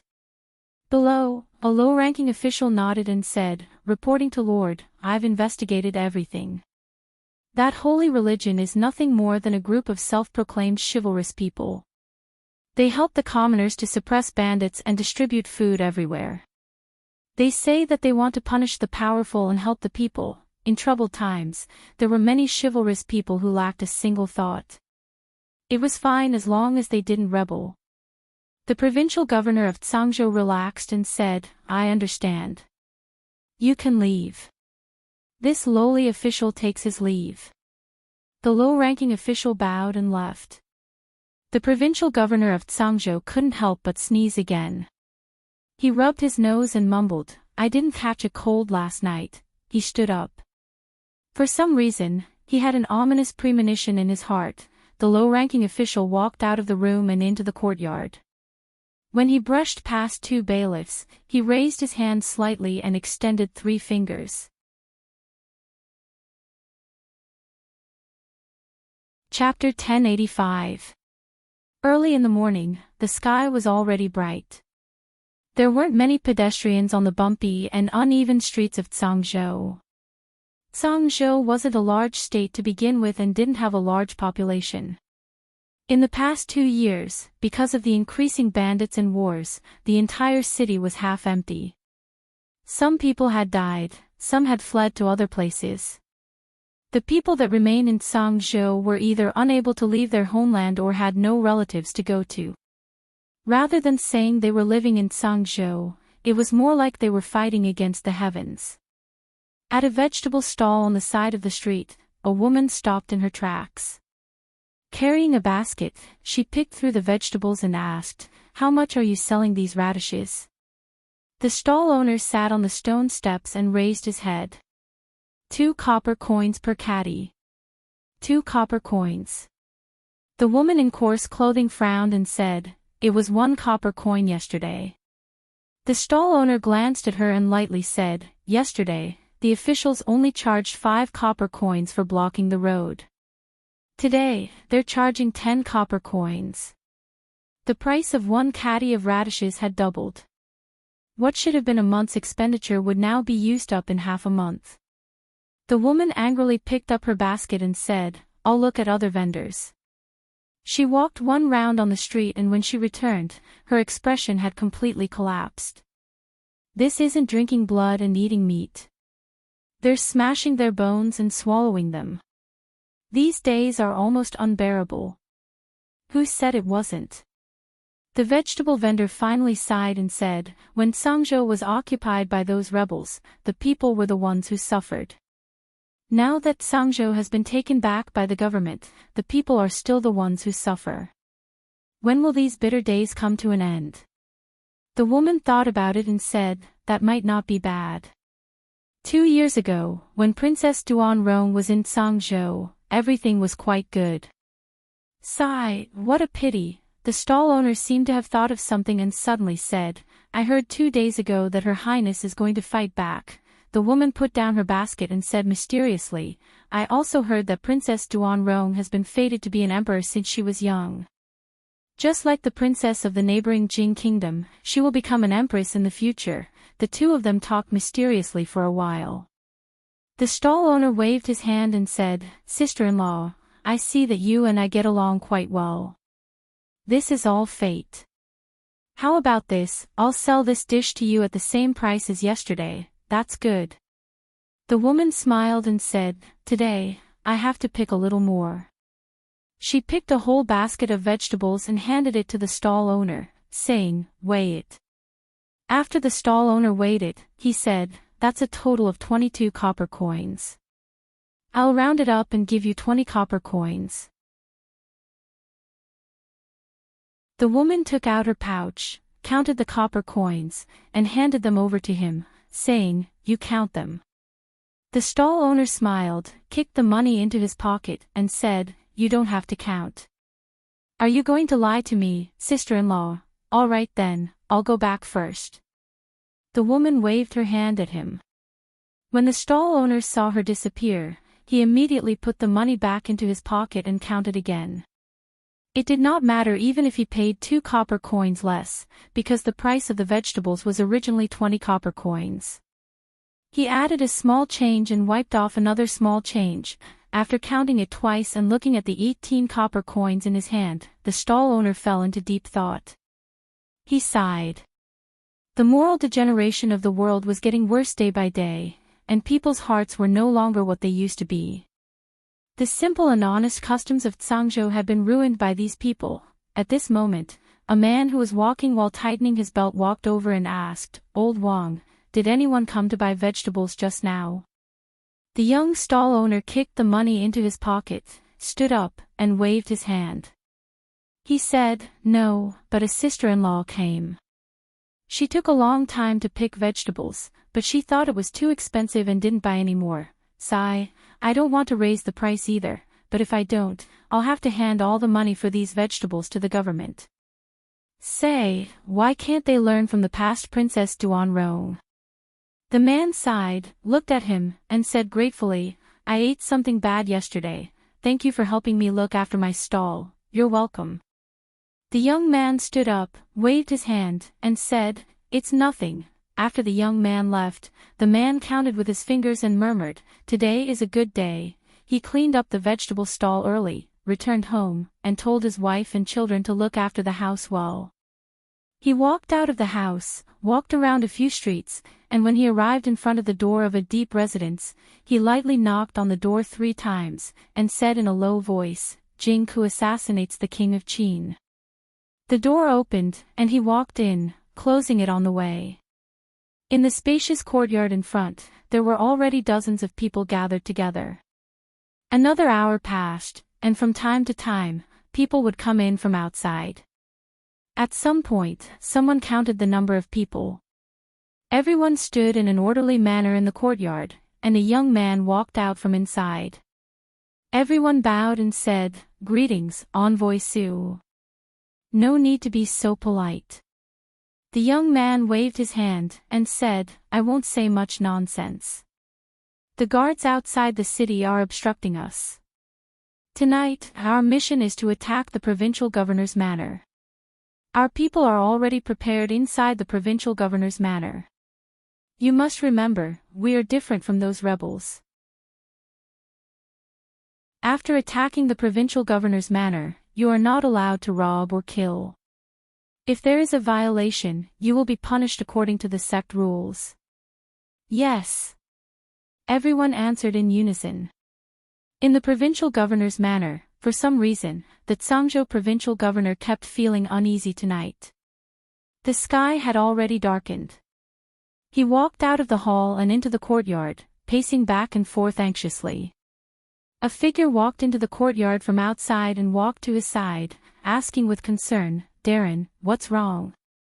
The Tsangzhou provincial governor looked at the advisor beside him and asked, "Is there still no news of Princess Duanrong?" These days, he had not paid attention to the rumors regarding Princess Duanrong in Tsangzhou City. However, the rumors had spread like wildfire, and the entire city was in an uproar. He finally started to feel uneasy. When the advisor heard this, he smiled and said, "Darren is worrying too much. These things are just the product of those ignorant people's groundless accusations and extreme exaggerations. Could it be that Darren also thinks that Princess Duanrong can become the emperor?"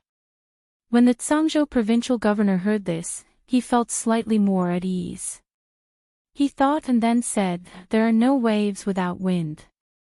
The groundless accusations also have their roots. We cannot let down our guard. Have the city guard strengthen the defenses these days?" The advisor nodded and said, "Yes, I'll go make the arrangements now. Also, send people to put up Princess Duanrong's portrait. Put up more outside the provincial city as well. Anyone who discovers any clues will be rewarded with 1,000 taels of silver." Understood. The Tsangzhou provincial governor waved his hand and said, "All right, go make the arrangements." Seeing the advisor leave, he stroked his beard. He did not want to stay in a place like Tsangzhou for another moment. If he could capture Princess Duanrong, what awaited him would be a bright future. The advisor walked out of the courtyard and brought 2 bailiffs to the gates of the provincial governor's manor. He said to the people guarding the gates, "The provincial governor has orders to step up the patrols these few days. There are not enough people in the city defense. You guys should go as well. Leave this place to the 2 of them." The people did not suspect anything. After respectfully replying, they immediately left. At the same time, the Tsangzhou provincial governor returned to the hall. When he saw the sudden appearance of a few people, his footsteps paused. A young lady at the very front looked at him and asked, "You were looking for me?" After being startled for a moment, the Tsangzhou provincial governor's expression changed drastically. He immediately turned and left the hall. At this moment, the provincial governor's manor was already in chaos. Outside the city, flames soared into the sky, and there were faint sounds like thunder. Chapter 1086. The Tsangzhou provincial governor stood in the courtyard. When he saw several figures walking out of the hall, his legs went soft, and he collapsed to the ground. General Wei, General Qin, Duke, Princess, he finally realized where that ominous premonition in his heart these past few days came from. They fought back again. The provincial governor's manor was already in chaos. Those rebels rushed in. No, they didn't seem like rebels. They were organized and disciplined. They didn't smash or rob. They only controlled the bailiffs and officials of the provincial governor's manor. There were only several dozen bailiffs in the provincial governor's manor. In front of these several hundred people, they didn't have the slightest ability to resist. Very soon, the noisy provincial governor's manor calmed down. A long time had passed, but there was still no movement from the 2,000 soldiers responsible for the security of the provincial governor's manor. The Tsangzhou provincial governor raised his head and looked outside. The place where the flames were soaring into the sky was the direction of the barracks.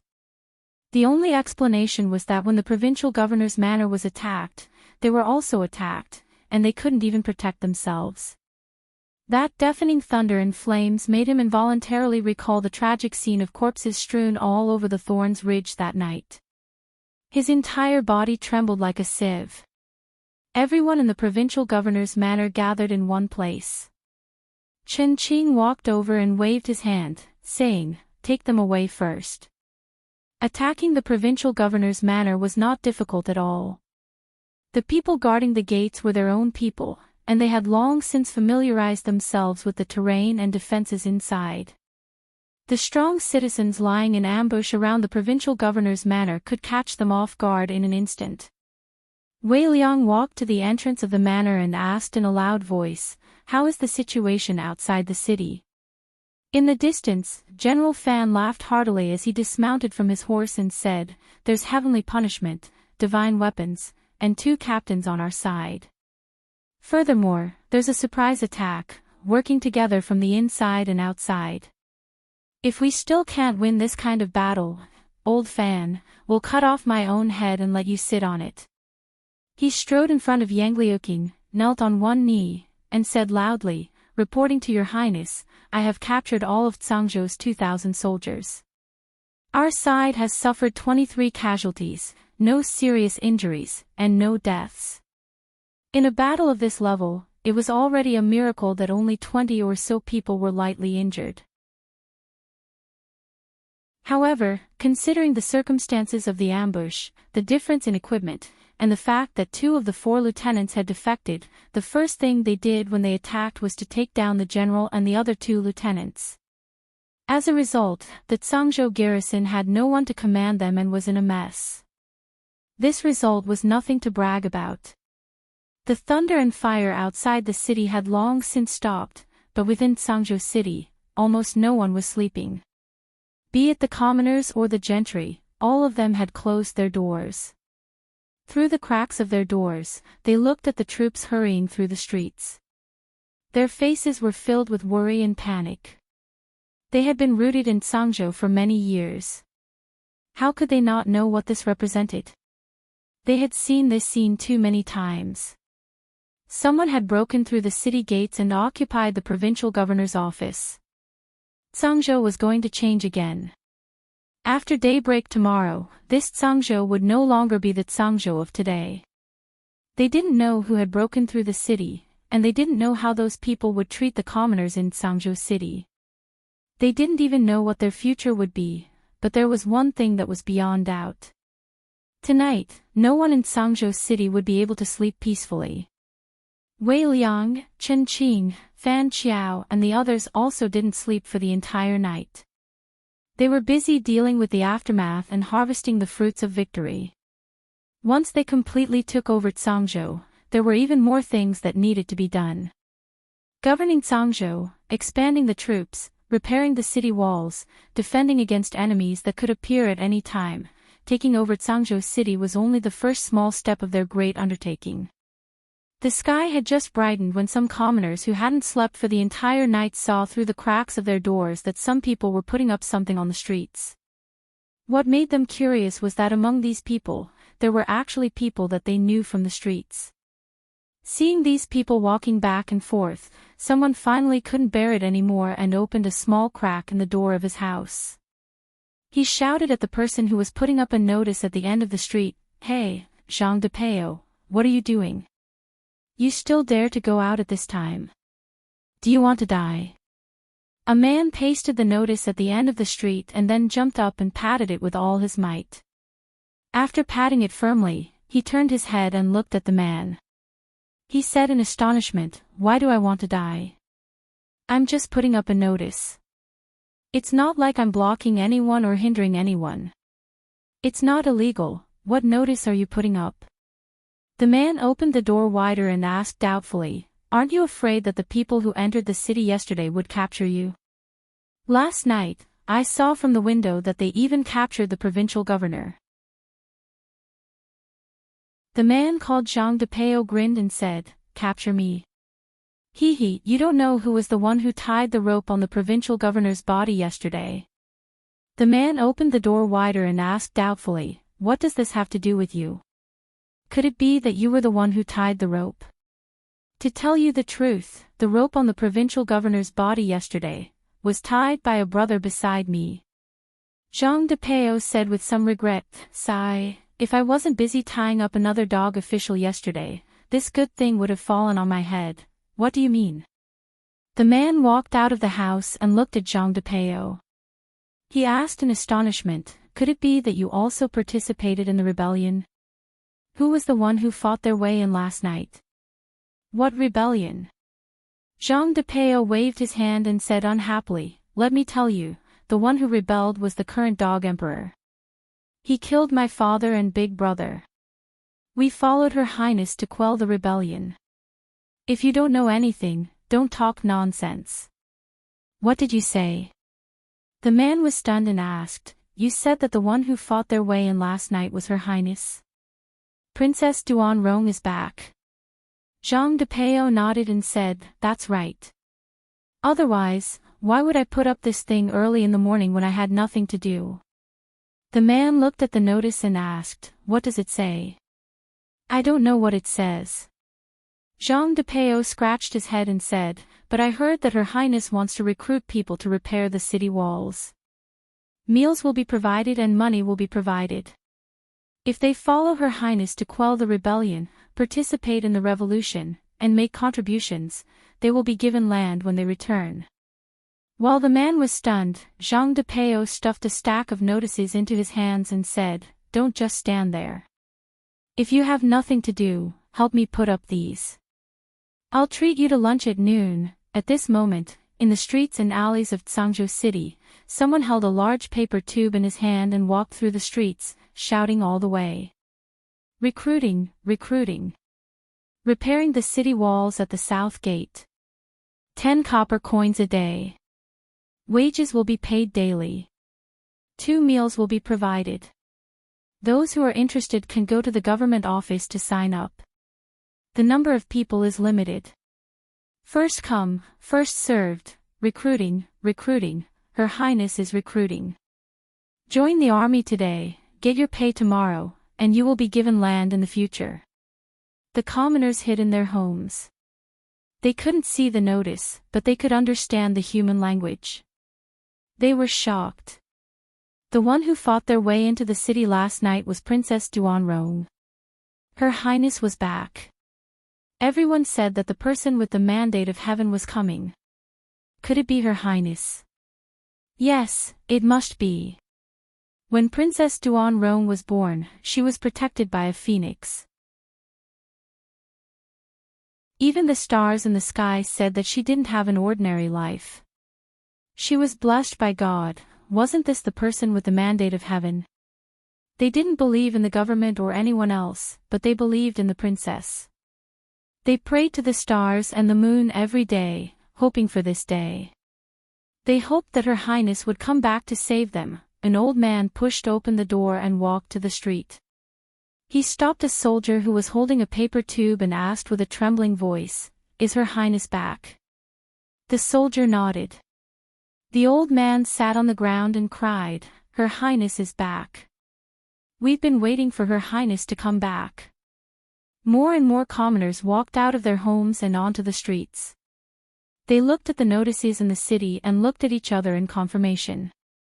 The whole city was in an uproar at this moment. The whole city was jubilant. Her Highness is back. Her Highness is finally back. Our bitter days are coming to an end. It turns out that Her Highness is the person with the mandate of heaven. It turns out that the person with the mandate of heaven is Her Highness. I want to join the army. I want to follow Her Highness to conquer the world. Even God said that Her Highness is the life of an emperor. She will definitely succeed. I still have an old mother at home. I can't follow Her Highness. I plan to sign up to build the city wall and make the wall thicker so that no one can break in. Overnight, the Tsangzhou provincial governor's mansion had been changed into the Princess Mansion, which was also the temporary command center of the Revolutionary Army. In front of the Princess Mansion, the commoners of Tsangzhou gathered. An old lady with a hunched body carried a basket and said, "Sir, I'm not going to see Her Highness." This old lady doesn't dare to disturb Her Highness. This basket of eggs was laid by the old hen at home. Please help me to bring them in. This old lady has no strength to build the city wall or fight. This is a small gift for the soldiers to nourish their bodies. A strong man carried half a bag of pork on his back and put it on the steps of the door. He said, "This meat is for the soldiers. I won't sell meat in the future. I will join the army tomorrow. These few bolts of cloth are for the soldiers to make clothes. These 2 fishes were just caught yesterday. I can't take out anything else. This is a small gift." The crowd consciously moved forward bit by bit. People said 1 or 2 words, or simply said nothing. They put down the things and turned to leave. The people's hearts and destiny. Lee and Mississippi Lou sat side by side on the roof. He patted her thigh and pointed to the crowd below. He sighed and said, "Do you see? This is the real person with the mandate of heaven."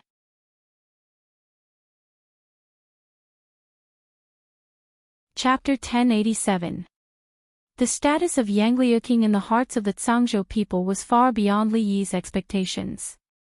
If the current emperor of the Wu kingdom could achieve such a status in the hearts of the people, then the rebels of the Wu kingdom could be easily wiped out without much effort.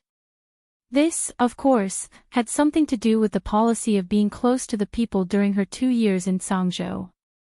Even without the rumors spread by the brothels, the people of Zhangzhou were still hoping that she would return as soon as possible. This would save them a lot of trouble. News had already spread from the various government offices in Zhangzhou. Within Zhangzhou city alone, the people who volunteered to enlist had formed a long queue in front of the 3 government offices. If they held hands, they could probably circle the entire city. Part of the reason was that they could get a tael of silver immediately after enlisting, but another important reason was their trust and support for Yang Liuqing. The number of people who applied to build the city walls was also innumerable. As the base of the rear, the city walls of Zhangzhou had to be especially sturdy. Apart from that, the structure had to be greatly modified to adapt to the new tactics. This project was urgent. The news of the change of ownership of Zhangzhou would soon spread. It wouldn't take long for the imperial court of the Wu kingdom to formulate a strategy and send troops to clear out the city. They needed to build this place into an impregnable fortress before the enemy arrived. Li Yi was initially worried that they wouldn't have enough manpower to deal with certain situations, so he wanted to transfer some people from Rui City over. Now, it seemed that there was no need for that at all. In a short period of time, their troops would be able to expand by more than 10 times. With the support of the fringe, they wouldn't lack food, manpower, or divine punishment. Soon, they wouldn't even lack Italian cannons. Even if there were 100,000 soldiers outside, they would be able to wear them down even if they couldn't defeat them. Li looked at the increasing crowd below and sighed. "Your disciple is very powerful. I know my disciple is very powerful." Mississippi Lou looked at him and shifted her gaze to his hand. "What does this have to do with you putting your hand on my leg?" Li couldn't say that he was afraid of heights. When Mississippi Lou brought him up, she didn't consider his opinion. If he didn't grab something with his hand, he wouldn't feel at ease. The officials didn't want to change and didn't care about governance. They only wanted to squeeze the last drop of blood from the people. The Wu Kingdom's imperial court had long lost its credibility in Zhangzhou. This made it especially smooth when Yang Liuqing took over Zhangzhou. The people lined the streets to welcome them and were extremely cooperative with their work in Zhangzhou. If the citizens of the other prefectures and prefectures of the Wu country were to cooperate as well, then his precious martial nephew would only need to raise his voice and the emperor of the Wu country would only be able to stay in the imperial palace.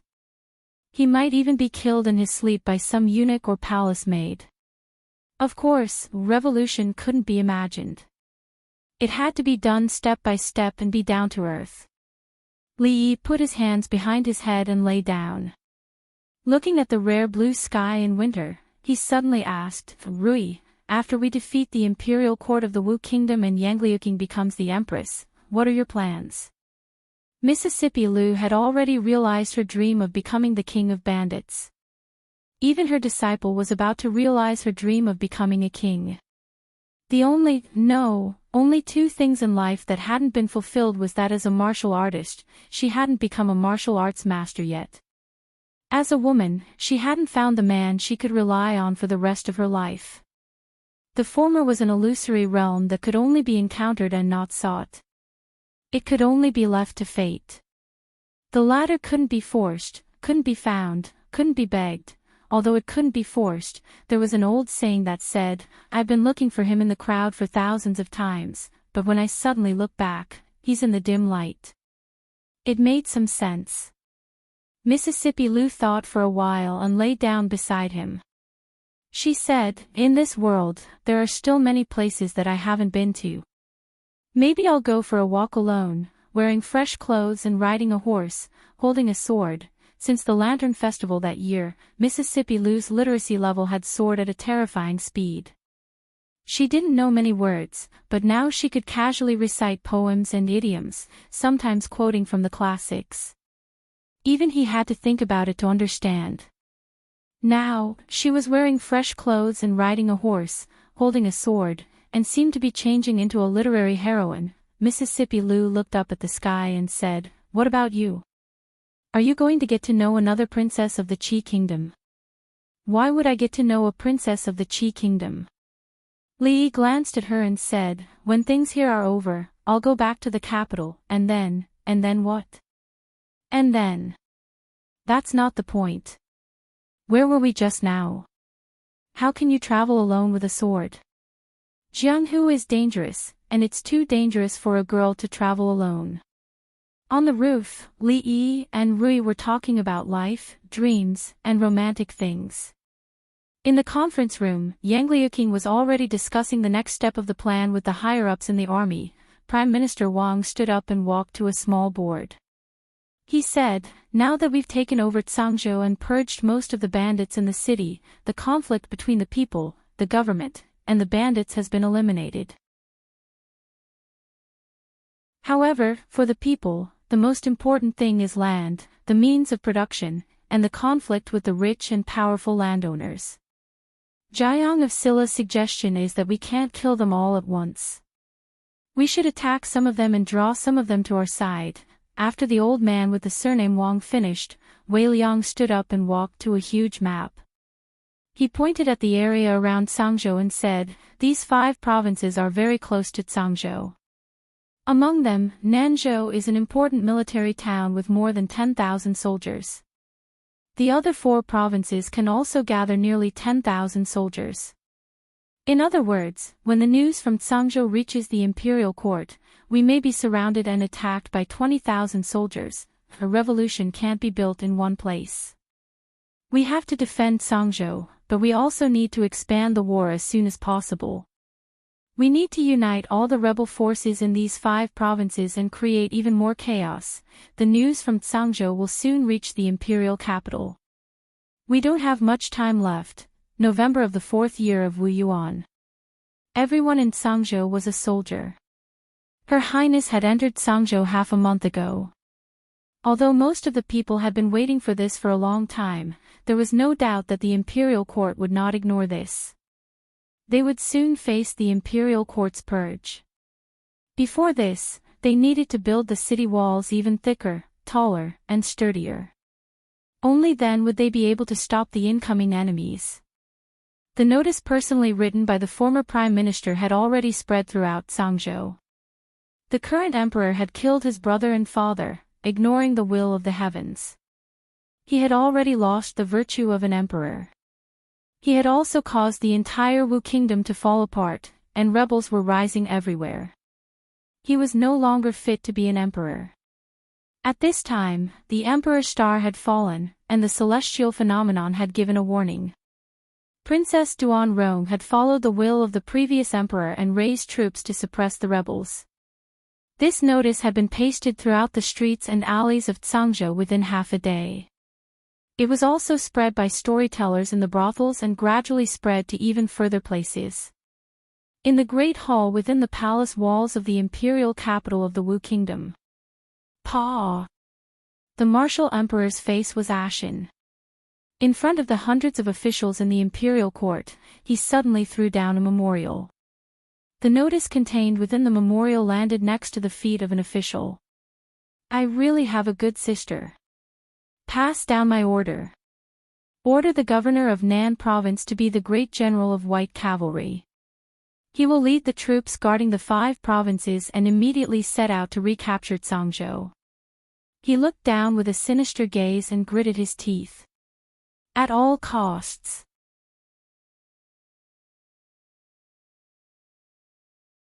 Chapter 1088. Stop the rebellion in Zhangzhou at all costs, dead or alive. The court was silent. All the civil and military officials lowered their heads in silence. Only the martial emperor's angry voice echoed. It wasn't until the court was over and the officials walked out of the main hall and the palace gates that the oppressive atmosphere showed signs of dissipating. An official caught up with a general in front and asked in a low voice, General Qing, what's going on? Didn't King Jing die a long time ago? What's going on with the rebellion in Zhangzhou? If you have any questions, you can ask His Majesty personally. I still have important matters to attend to, so I'll take my leave first. The general cupped his hands casually and strode away. The official looked at his back and shook his head helplessly. Princess Duanrong and King Jing had always been thorns in His Majesty's heart. Other than confidants like General Qing, who dared to mention them in front of His Majesty.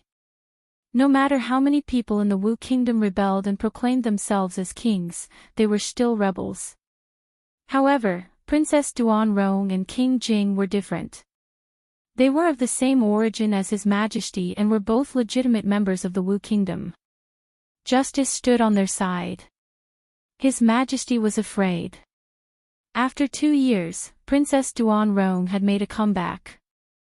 Zhangzhou was suddenly seized, and Prime Minister Wang had personally written the surrender document, which revealed almost all his evil deeds to the public. The document had even reached the imperial capital. Before long, all the people in the Wu Kingdom would know that their emperor had killed his brother and father and slaughtered his entire clan. He was heartless and could not be tolerated by the heavens. He would be punished by both humans and gods. His Majesty no longer pretended to be close to his brother and was secretive like before. In front of all the civil and military officials, he gave the order to stop at all costs, dead or alive. He wanted to use power and force to shut everyone's mouths. Among the officials who dispersed, some looked calm, some looked confused, and some looked worried. In the rear hall of the palace, the martial emperor stood in the hall and looked at a eunuch. He said, add Yang Fu's reward to her as well. In addition, add another 100,000 taels of silver. Tell those so-called chivalrous martial artists that anyone who can take Princess Duanrong's head will be rewarded 300,000 taels of silver. The eunuch bowed and said, Yes, Your Majesty. Great ancestor. Great ancestor, great ancestor, you can't go in. Boom. Suddenly, a chaotic sound came from outside the hall, and then the hall door shattered with a loud bang. Yang Zhe, I shouldn't have let you live in this world from the very beginning. The old man with white hair and beard walked in from outside. He looked at the martial monarch and spoke with a cold and murderous voice. Imperial uncle. The martial emperor looked at him, smiled, and said, Of the men of the Yang dynasty, only you and I are left. What does it matter if another insignificant woman dies? Since that's the case, this old man will send you to see your father and brother. A voice that sounded like tearing silk came from within the hall. The white-haired old man disappeared from where he stood, and when he reappeared, he was already in front of the martial emperor. He formed a claw with his fingers and fiercely grabbed at the martial emperor's throat. His speed was extremely fast, and the eunuch beside the martial emperor was sent flying. The martial emperor felt as if he had been locked onto by a powerful aura, and a burning pain came from his throat. Death had never been so close to him.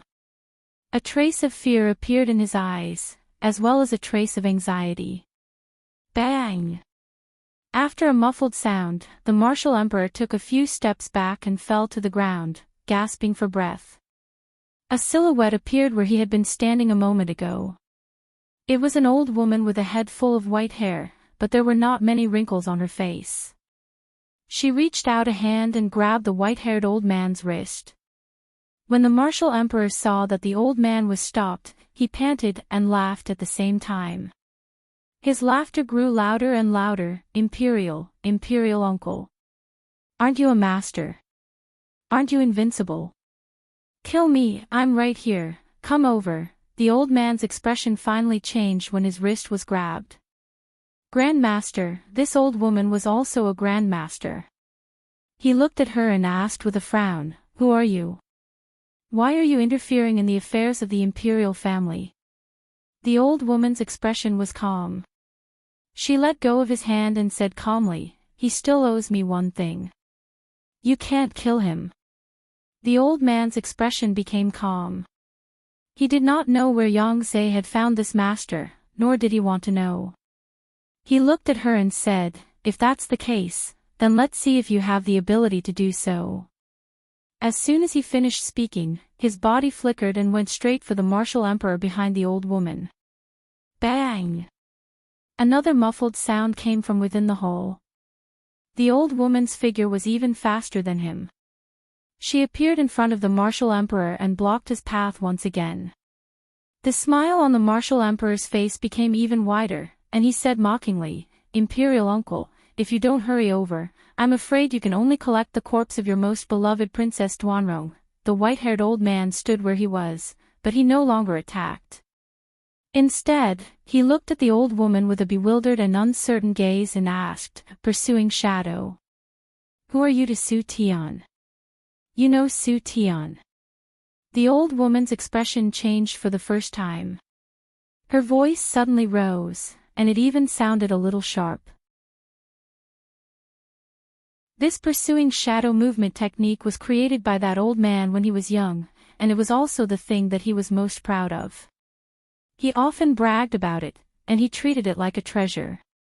Back then, he didn't even teach this movement technique to me.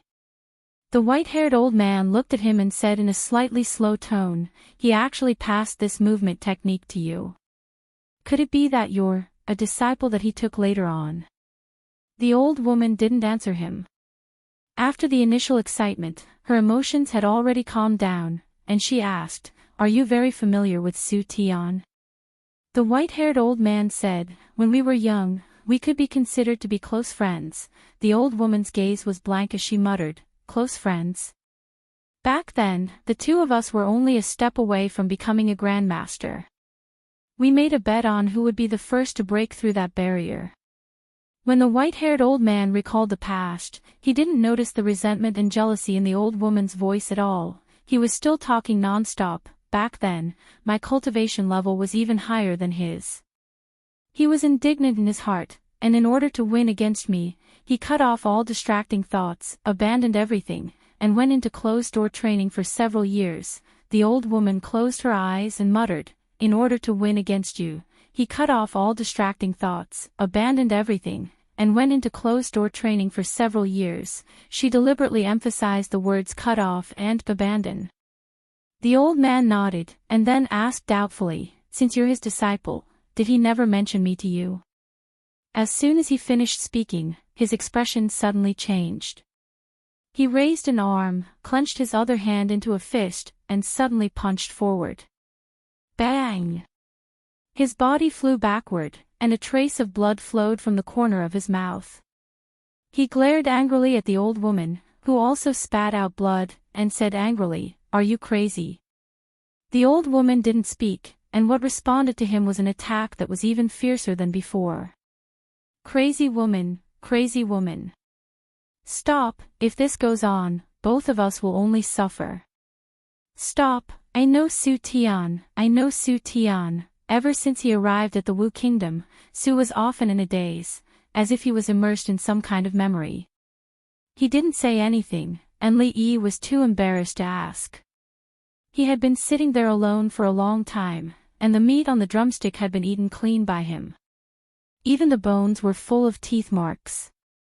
A black dog had been squatting not far away from him since he took the drumstick. The dog's eyes were wide open, and it looked at him without blinking. The dog's eyes were originally full of hope, but now they were close to despair. When Fong walked in from outside, Li Yi finally couldn't help but say, "Go to the kitchen and tell them to add another drumstick for Sue later. I'll add the drumstick later." Fong shook his head and handed a letter to Li Yi, saying, "Young master, you should take a look at this first." Li Yi opened the letter, and after reading it, he shook his head slightly. 300,000 taels of silver to buy the life of his beloved martial nephew. This was the most stingy emperor he had ever seen. Mississippi Lu's disciple, his martial nephew of the Jiang of Silla, was only worth 300,000 taels of silver. He thought for a moment, looked at Fong, and said, "Inform Lu Luo to send out hero posters, offering a reward of 1 million taels of silver for the head of the emperor of the Wu kingdom, and 10 divine weapons that could cut through hair as if they were mud. They are accepting custom orders, and free shipping is included. In addition, 10,000 points on the hero ranking list will be rewarded. You can also customize a novel with the theme of martial arts heroes based on the hero himself, and the novel will be spread in the brothel."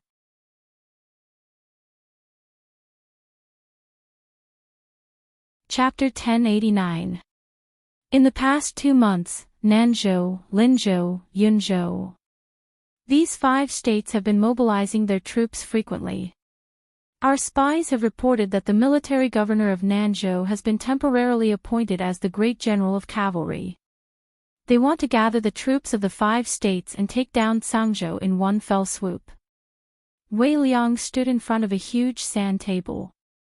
He had planted 5 flags around a sand dune with the word Cangzhou written on it. He pointed at the flag in the middle and drew a line with a tree branch. He said, "These 5 states have about 20,000 troops that can be mobilized at the moment. They have been secretly mobilizing for 2 months. In half a month at most, they will directly attack Cangzhou." Li Yi stood outside the door and listened to the analysis of the battle situation for a while. He wasn't surprised and walked away slowly. He had thought that the imperial court's counterattack would be swift and fierce. Who would have thought that after he went back for the new year, 2 to 3 months had passed? He had already brought Rui and the others to Cangzhou for a vacation, and the other party was still mobilizing their troops. Let them do it. There was no hurry. There were more than 20,000 people. As long as this number didn't increase tenfold, Cangzhou would be fine. After they took down Cangzhou a few months ago, they had recruited many citizens. Now, their troops had expanded to more than 10,000 people. During this time, Wei Liang and the others had distributed some experienced soldiers to train the new recruits. When Li Yi returned to the army camp after 2 months, the army looked completely different. The joint attack of the 5 states this time was the determination of the imperial court of the Wu kingdom. To them, it was an opportunity that they had been waiting for a long time. Su Zheng had already brought people to those states before the new year. Due to the heavily guarded armies in those states, there hadn't been any big movements. They could only develop in secret. Mississippi Lu had also brought people to subdue a few rebel forces and had long since set her eyes on the state capital. Everything was ready. They were just waiting for them to attack. It wasn't that everything was ready. They still lacked a few scripts. The new drama, The Legend of the Assassin, that had been released in the Wu Kingdom was about to end. In a tea house outside the state capital of a certain state in the Wu Kingdom. There is a saying in the history books, Zhuangzhu's assassination of Wang Liao was like a comet striking the moon, Nie Zheng's assassination of Han Qiao was like a white rainbow piercing the sun, Yao Li's assassination of Qin Ji was like a hawk striking the palace. In the shabby tea house, an old man with a grizzled beard sat at the very front. His voice rose and fell in cadence. In ancient times, some powerful assassins would even be warned by celestial phenomena when they took action. According to legend, when Zhuangzhu assassinated King Liao of Wu, the tail of a comet swept across the moon. When Ye Zheng assassinated Hanan, a white light shot straight up to the sun. When Yao Li assassinated Qin Ji, a goshawk swooped down on the palace. These three are the three great assassins we'll be talking about today. Although the tea house wasn't overcrowded, there were no empty seats. There were ordinary people taking a break in the tea house, as well as travel-worn swordsmen holding swords and knives. However, most of them were Jianghu people carrying weapons. They were all attracted by the old man's story. When he heard something happy, he would take out a copper coin from his pocket and place it in a broken bowl in front of the old man. The Jianghu and the court seemed to be very far apart, but they were actually very closely related. What happened in the court was closely related to the Jianghu. Once the court collapsed, the Jianghu people wouldn't be able to stand alone. The Wu kingdom revered martial arts. Whether it was the poor, the gentry, or even the powerful royal family, although they didn't value martial arts more than literature, their rejection and contempt for martial arts were far inferior to other countries. When the country was stable, there were still wanderers who killed people on the streets. Now that the country was in chaos, the Jianghu, which was already not clear, became even more muddy. The so-called chivalrous people relied on their martial arts to despise the law and viewed human life as nothing more than grass. They hired assassins to kill, offered rewards for assassinations. They couldn't stop despite being banned. Because of their martial arts, they were naturally very interested in the stories of the Jianghu. These days, the heroic stories that circulated in the brothels and small storytelling houses in the various provinces were very popular in the Jianghu. What the old man was talking about was the biography of the assassins. It recorded dozens of assassin stories from ancient to modern times. They weren't just simple stories about chivalrous people in the Jianghu. Some of them involved brotherhood, love between men and women, and there was no lack of chivalrous people who served their country and its people. At the same time, there was also a list of assassins in the Jianghu. The list recorded the famous assassins in the Wu kingdom. Behind them, there was a detailed list of the person's life story and the reason why they were on the list. These things had been circulating in the Jianghu in the past in the Wu kingdom, but no one had ever organized these things together and made such a ranking. There were 10 positions on the list, and there were only 9 assassins. No one knew who made this list, but there was a sentence that almost everyone knew. There were only 10 positions on the list, and only these 10 people could be called assassins. Those who couldn't even get on the list weren't assassins, but trash. The reason why there were only 9 assassins on the list was because the top position of the list was empty. There was only a short line of a poem.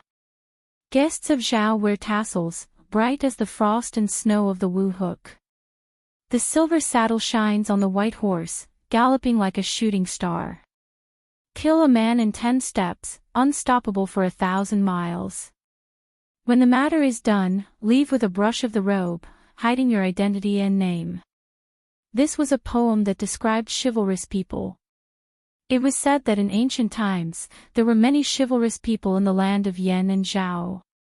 What this poem described was the charm of the chivalrous people in the land of Yan and Zhao.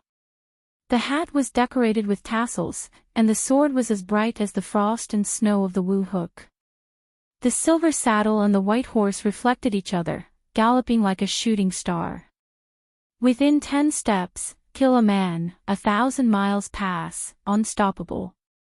When the matter is done, leave with a brush of the robe, leaving no trace, hiding your identity and name. This poem described a chivalrous person or an assassin to the peak. Kill a man in 10 steps, unstoppable for 1,000 miles. When the matter is done, leave with a brush of the robe, hiding your identity and name. This was what an assassin should be, an assassin with the highest realm. According to the person who created the assassin ranking, this poem had been written for the top of the assassin ranking. It had always been waiting for someone to ascend to that position, someone worthy of these few lines of poetry. As the old man narrated, many people in the tea house showed expressions of excitement. The top of the assassin list, for a chivalrous person or an assassin, was almost the greatest glory. In the corner, there were two people talking in low voices. It is said that Princess Duanrong's bounty has increased by another 50,000, a total of 350,000 taels of silver. If we can succeed, we should be qualified to be the top of the assassin list, right? There has never been such a high bounty. If we can't even do this, who else is qualified? Who knows how many people have gathered in Sangzhou, and they all have the same goal as us. It is easier said than done to succeed. As the two people talked in low voices, a sneer suddenly came from beside them. What the two of you are talking about is old news. A man with a knife at the next table turned to look at them and said, on the bounty list, the highest bounty is 1,000,000 taels of silver and 10 divine weapons.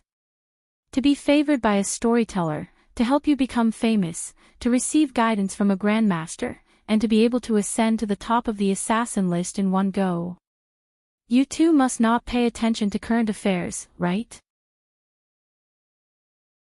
In the corner, someone was startled and said with a smile, "Brother, I'm afraid you're dreaming.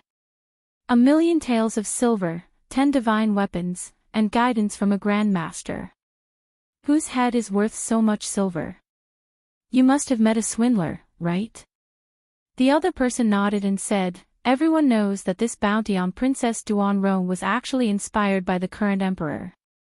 Could it be that in this Wu kingdom, there is someone more wealthy and trustworthy than the emperor?" Hearing this, the man smiled and said, "If the current emperor is trustworthy, then those traitors who were recruited by the imperial court to ambush Princess Duanrong would not have disappeared from the imperial capital." Hearing this, the two people were startled and asked, "Then do you have proof of what you said?" That 1,000,000 taels of silver and 10 divine weapons has already been verified by 10 legendary figures of the martial world. Go out and ask around, and you will know. The two people still did not believe it, and asked suspiciously, "In this world, whose head is so valuable?" The man stretched out a finger and pointed to the sky. The two people were startled again, and then their expressions changed at the same time.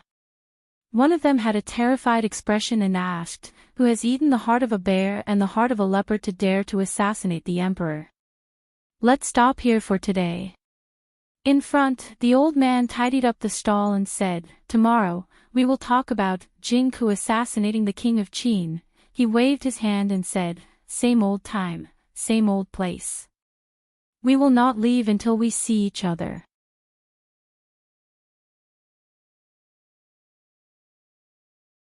Chapter 1090. The Jianghu of the Wu Kingdom was a Jianghu without many restrictions. Ever since the collapse of the country, even the last bit of restrictions had disappeared. Here, human lives were like grass. Whether it was the lives of ordinary people, high officials, or even the lives of princesses and princes, they could all be clearly priced. However, this was the first time they had heard of a bounty for the emperor's head. 1,000,000 taels of silver, 10 divine weapons, guidance from a grandmaster, fame in the brothel. Apart from pursuing martial arts, what people who practiced martial arts wanted was fame and fortune. This assassination mission almost satisfied all of their desires. There were countless people in the Wu Kingdom who wanted to rebel and kill the emperor, but this was worlds apart from putting the emperor's head on a bounty list with a clear price. Come to think of it, assassinating an emperor was much more difficult than assassinating a princess, and it was easier to become famous. None of the famous assassins in history had become famous by assassinating a princess. Regardless of whether there was such a bold assassin, the fact that he dared to accept this mission and put a bounty on the emperor's head was a pioneering act that was rarely seen in the Jianghu for hundreds of years. It was widely spread throughout the entire Wu Kingdom. With such a generous bounty and conditions, there were naturally many people who were tempted. However, the emperor had lived in the depths of the palace for a long time, and there were countless guards around him. There were many experts in the palace.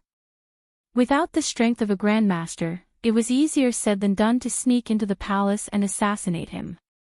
Unless there was a way for him to walk out of the depths of the palace and out of the imperial capital. In the imperial capital, the officials had just left the court, and they were still digesting the news they had just heard. Just now, the emperor had announced in front of the officials that he would personally lead the army to quell the many rebellions in the country. This news was very sudden. Although the emperor personally leading the army could greatly increase morale, it would also bring greater problems. They could understand the emperor's eagerness. In order to sit on the throne, he had killed his brothers, his father, and his own people. Under the throne, there were mountains of corpses and seas of blood. The people did not accept him and did not recognize him as the emperor. He needed to do some things to stabilize his position. There was nothing better than personally leading the army to quell rebellions and stabilize the situation in the country to establish his prestige as the emperor. Not to mention how to guarantee His Majesty's safety. Just the amount of supplies and fodder that had to be prepared in the early stage would deplete the national treasury's savings. If they were conscripted from all over the country, it would definitely increase the burden on the local government, which would increase the burden on the common people. The common people would not be able to survive and could only revolt. If one rebellion was wiped out, there would probably be 10 more. This was a conflict that could not be resolved. However, it was difficult to disobey the emperor's orders. His Majesty made arbitrary decisions. In the past, there were ministers in the censorate who remonstrated to the death. After they really died, the censorate of the Wu Kingdom only existed in name. None of the civil and military officials dared to disobey his orders. In the rear hall. Your Majesty is wise and mighty, and you command the army like a god. If those traitors knew that Your Majesty was going to lead the army personally, they would have surrendered long ago. There would be no need to waste so much effort. The martial emperor waved his hand, interrupting the flattery of a eunuch, and asked, "Is there any result to the matter I asked you to look into?" "Your Majesty, there is news." The eunuch hurriedly said, "Ever since that day, the old ancestor has not returned to the imperial capital, and that senior has also disappeared. Many people have seen the scene of the two of them fighting outside the imperial capital. He's actually not dead yet." A trace of disappointment appeared on the martial emperor's face, and then he waved his hand and said, "Pass down the order.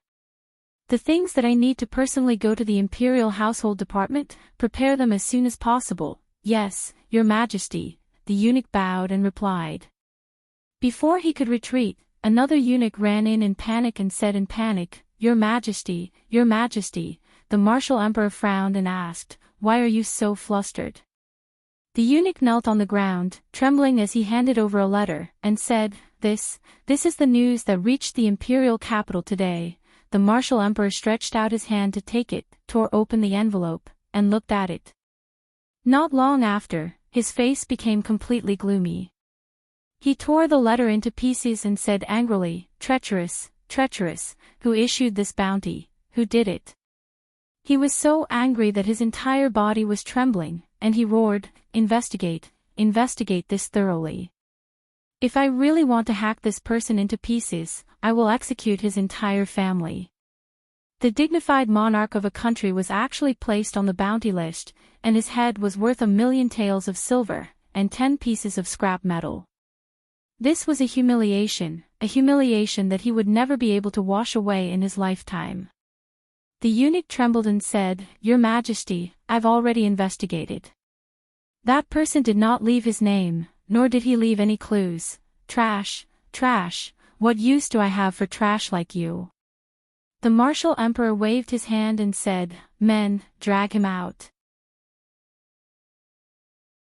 The eunuch's face was pale as he knelt on the ground, and he hurriedly said, "Your Majesty, spare me. 2 guards with sabers quickly ran in, looked at the eunuch kneeling on the ground, and pulled out the long sabers at their waists. "Stop." The martial emperor looked at them, and his gaze moved to the weapons in their hands. He took 2 steps back and said coldly, "Who allowed you to bring weapons in?" The 2 of them stopped in their tracks and looked at each other with a blank expression. The martial emperor looked at the 2 of them coldly, stepped down. The emperor's recent actions were a little unusual, which puzzled the officials. On the first day, he announced the news of the imperial army personally going into battle, and ordered the officials to prepare immediately, without delay. The next morning, during the morning court, he arranged other matters for the officials in charge of this matter, and did not mention the matter of the imperial army personally going into battle. The official had only asked a question, and was beaten 20 times. From then on, no one in the court dared to mention the matter of the imperial army personally going into battle. This was the biggest national matter since the beginning of the year, and it was silently shelved. Secondly, he also strictly ordered that except for the city defense troops, the imperial guards in the palace were not allowed to bring any sharp weapons within 300 feet of the emperor's palace. They were all changed to sticks, and bows and arrows were not allowed to be brought into the palace. Even when the officials went to the court, they had to undergo extremely strict inspection. When they entered the palace, they had to first enter a small room, take off their clothes, and be searched before they could go to the hall. In addition, the food made by the kitchen had to be tasted 10 times. When the emperor went to bed, there were no less than 300 guards outside the bedchamber, and the experts in the palace were always by his side. The officials only found out later that there was actually someone who was extremely daring and rebellious, and used 1,000,000 taels of silver as a reward for the emperor's head. Not to mention the value of the 10 divine weapons that could cut iron like mud, the current national treasury of the Wu Kingdom could not even take out 1,000,000 taels of silver. It was unknown who had such a large amount of money. Did their family's money all fall from the sky? In a certain province of the Wu Kingdom, the sky had just brightened, and there were few pedestrians on the official road. At a certain moment, a black dot suddenly appeared on the horizon at the end of the official road. The speed of the black dot was extremely fast. When it got closer, it was discovered that it was an old man with disheveled hair and ragged clothes. The old man was travel-worn, and his hair had already been frozen. There was a trace of blood at the corner of his mouth that had not dried yet. He suddenly turned his head and said loudly, "Crazy woman, you spared no effort to chase me for more than 2 months. When have I, young Wanli, ever offended you?" Behind him, an old woman on a horse didn't answer. She drew her bow and shot an arrow. The old man moved his body to the side and narrowly dodged it.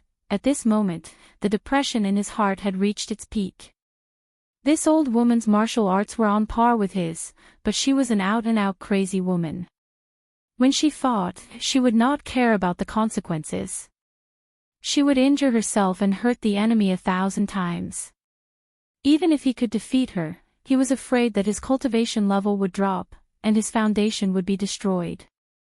There would be no hope for him to break through in this lifetime, therefore, he could only avoid her. As a result, she relentlessly chased him for more than 2 months. Even though he was a member of the royal family, had great self-restraint, and had cultivated his character for a long time, he couldn't help but feel angry at this moment. He turned his head and said loudly, "Crazy woman, what enmity do I have with you? Why do you hate me so much? Could it be that this old man stole your man when I was young?" Shio, shio, shio. This time, 3 arrows were shot consecutively.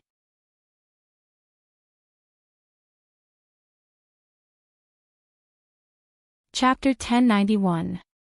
1,000,000 taels of silver wasn't a lot. Li Yi didn't know how much money his family had.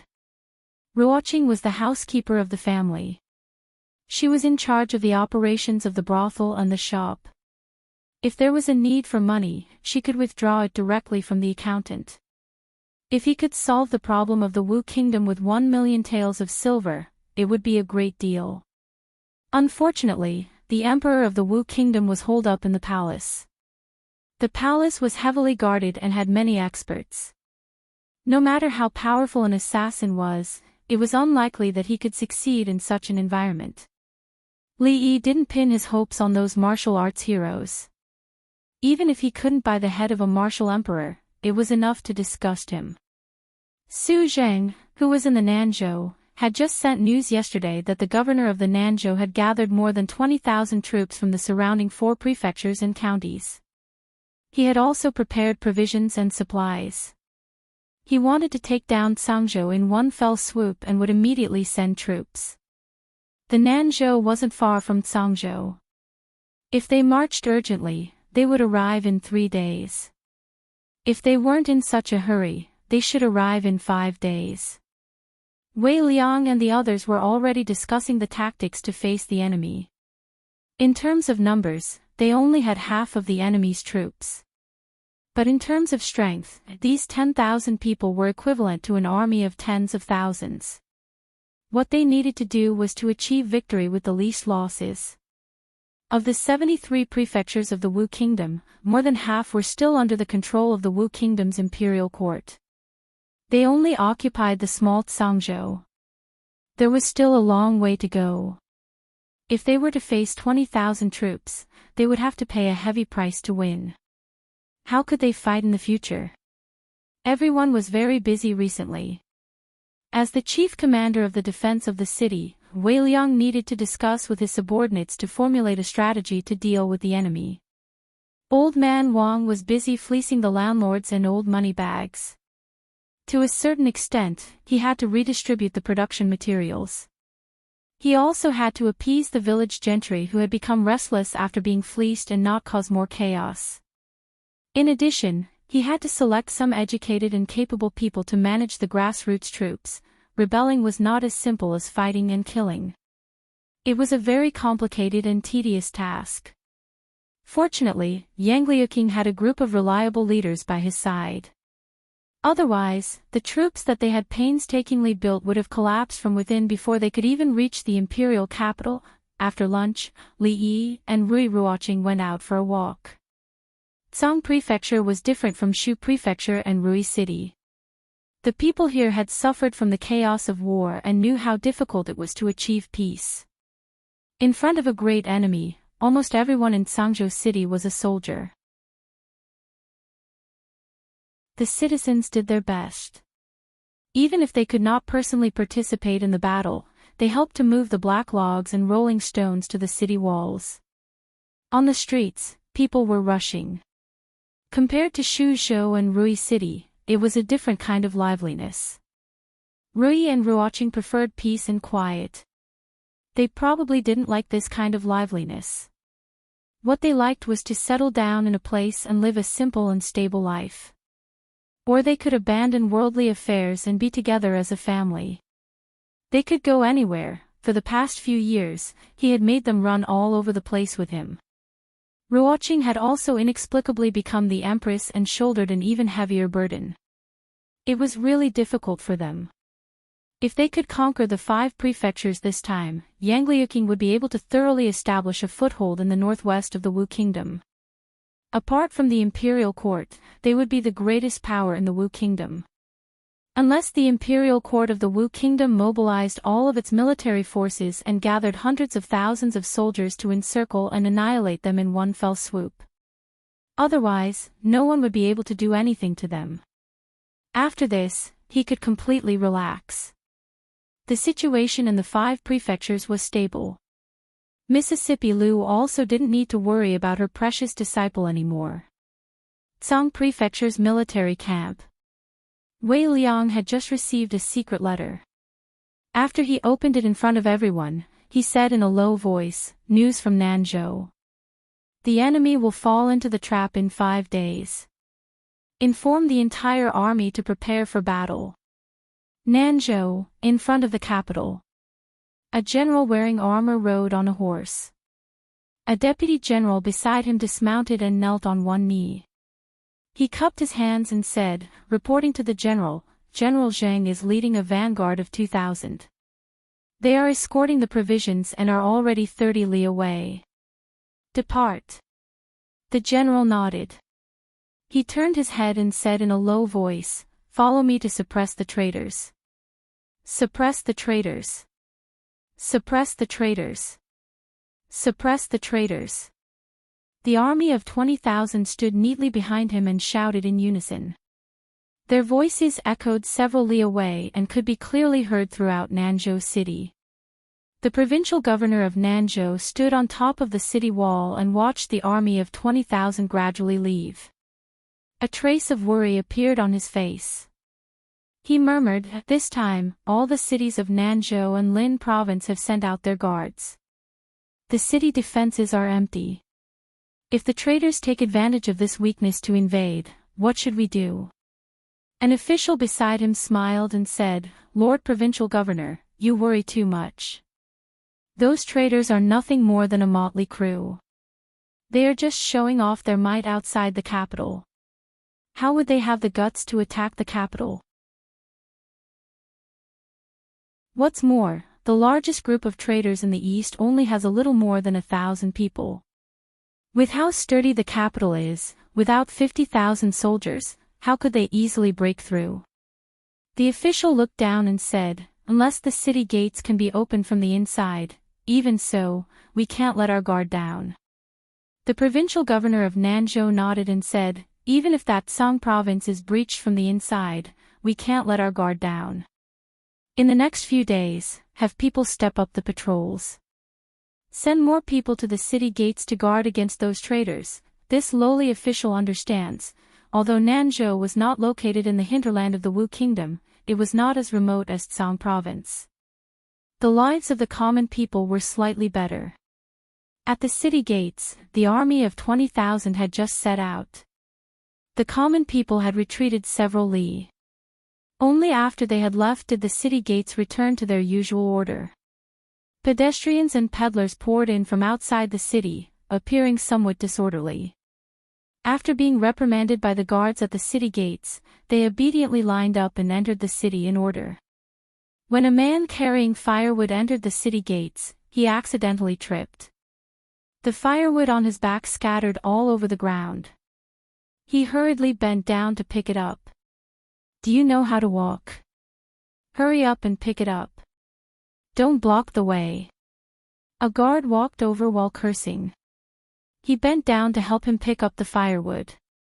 The man revealed a grateful expression. He grasped the guard's hand and said, "Thank you, big brother official. If you're done, hurry up and go. There are still people waiting behind you."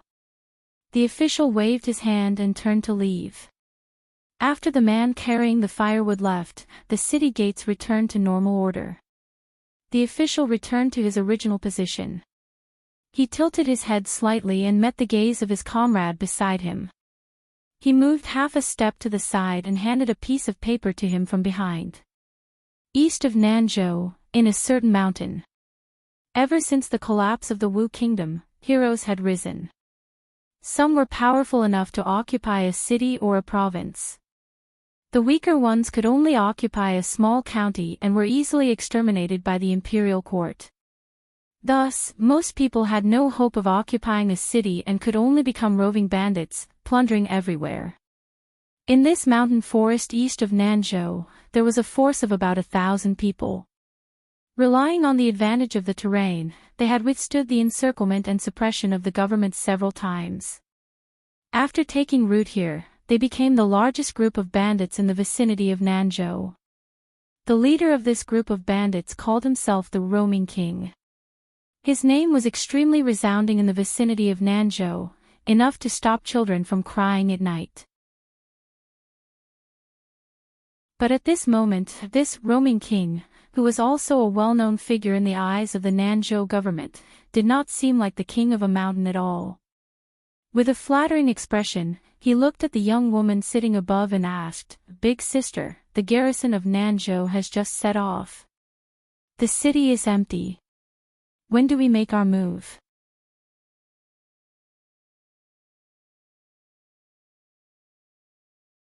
Chapter 1092. Spread the word. Nanzhou, Yunzhou, Linzhou, Huazhou, and Tongzhou will seize the city at the same time in 3 days. Wu Chuang couldn't help but shiver when he heard the young lady's voice. Nanzhou's governor had just left with the garrison of the 5 states, but someone had already set their eyes on the state capital. If the city gates were opened, he could easily sweep away the remaining soldiers in the state capital with a few hundred of his brothers, not to mention that there were so many powerful people around. It would be fine if these 20,000 people won Tsangzhou, but if they lost, they wouldn't even be able to return home. without rations, they wouldn't be able to enter their homes, and there were pursuers behind them. The only path left was to be annihilated. From what this big sister said, it seemed that the small and medium-sized forces around Yunzhou, Linzhou, and Huazhou were also under their control. This time, they would seize 5 states. Within the borders of the Wu Kingdom, there were dozens of smoke and dust clouds, but there had never been a rebel king who could occupy 5 states at the same time. He quickly recovered from his shock and said loudly, "I'll arrange it right away." With that, he quickly left. He had gathered so many brothers, thinking that it would only be a small fight and loot during the chaos. He didn't expect it to be so big this time, and he was even a little excited and expectant. Those people would attack Princess Duanrong, and when the sandpiper and the clam fought, they would be the fishermen who reaped the benefits. Bai Su walked in from outside and looked at Mississippi Liu. He asked, "Alliance leader, there are 20,000 people attacking Cangzhou this time. Can Jiang of Silla and the others handle it?" Mississippi Liu stood up and said, "Even if there are 200,000 of them, as long as he says he can handle it, then he can handle it." Bai Su looked at her and his lips moved, but he didn't say anything else. The alliance leader always had a kind of unreasonable confidence in Jiang of Silla. She sighed inwardly. When a woman liked a man, she would lose her judgment and think that whatever he did was right. Even an extraordinary woman like the alliance leader couldn't avoid this. She puffed out her chest out of habit. She could feel the pressure and restraint from him. She felt that King Jing was trustworthy most of the time. Nanzhou, Linzhou, Tongzhou, and other places were all part of the northwest of the Wu Kingdom. They were lower-middle prefectures, and the common people lived in poverty. Among them, Cangzhou was the worst. Cangzhou was located in the northwest of the Wu Kingdom and was the closest to the fringe. It used to be the most chaotic and impoverished place in the Wu Kingdom, but that was only in the past. Things were different now. The people of the other provinces had heard a little about Cangzhou's current situation. The bandits near Tsang Prefecture had been wiped out by Princess Duanrong, and the common people were no longer troubled by the bandits.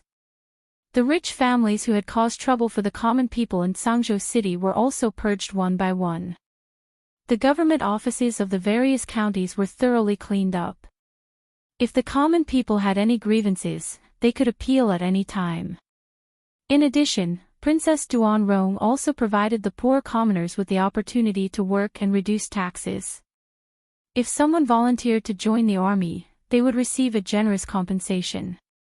It was truly a case of one person joining the army, the whole family would not have to starve. On the other hand, even if they hid in the prefectural city, they would often be bullied by ruffians and bullies.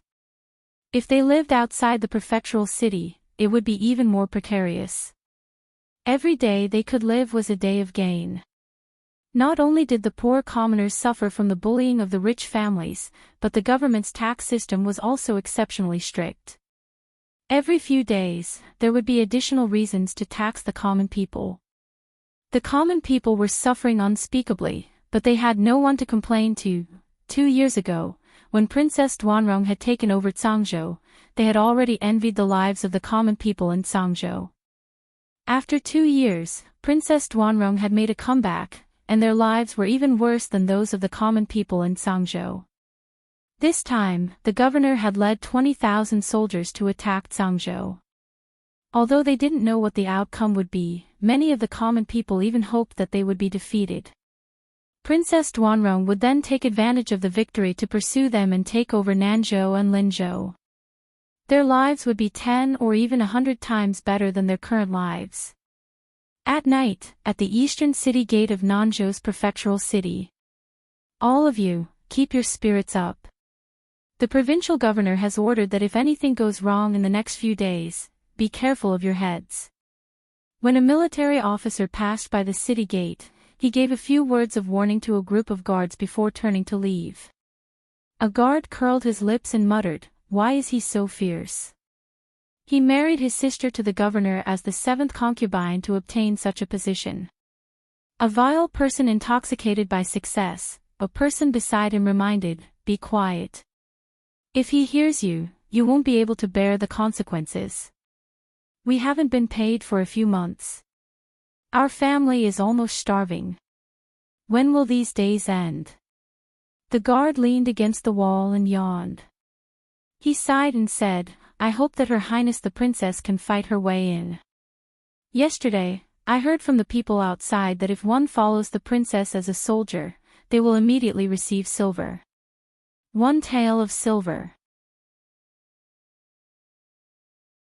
If they live frugally, they can ensure that their family won't starve for half a year. The person beside him was silent for a moment before asking, You really want to follow Her Highness the Princess? The guard shook his head and said, Ai, it's a pity that we are not fated to be in Sangzhou. We have no chance, dong, dong, dong. In the distance, the sound of the night watch could be heard. 1 slow, 2 fast, 3 times. It's the 3rd night. The person beside him heard the sound of the night watch. He turned his head and grinned at him, asking, Do you want to be a soldier under the princess? The 3rd night watch. It was already midnight. In Nanzhou City, apart from the night watchman and the occasional patrolling soldiers, the majority of the people had entered into a deep sleep. Countless silhouettes quietly appeared outside the East City Gate. Wu Chuang looked at the bald man in the lead knocking on the city gate as if he was knocking on his own door. The corner of his mouth couldn't help but twitch. This was the city gate. If the city gate could be so easily knocked on, then what was the use of building such a thick and solid city wall? However, his expression froze the next moment. After the bald man knocked on the gate, the city gate of Nanzhou City really did open a crack. Moreover, it opened wider and wider. At the same time, the city gates of Yunzhou, Linzhou, Huazhou, and Tongzhou all opened at the same time. Countless figures poured in from outside the city and went straight to the various government offices in the city.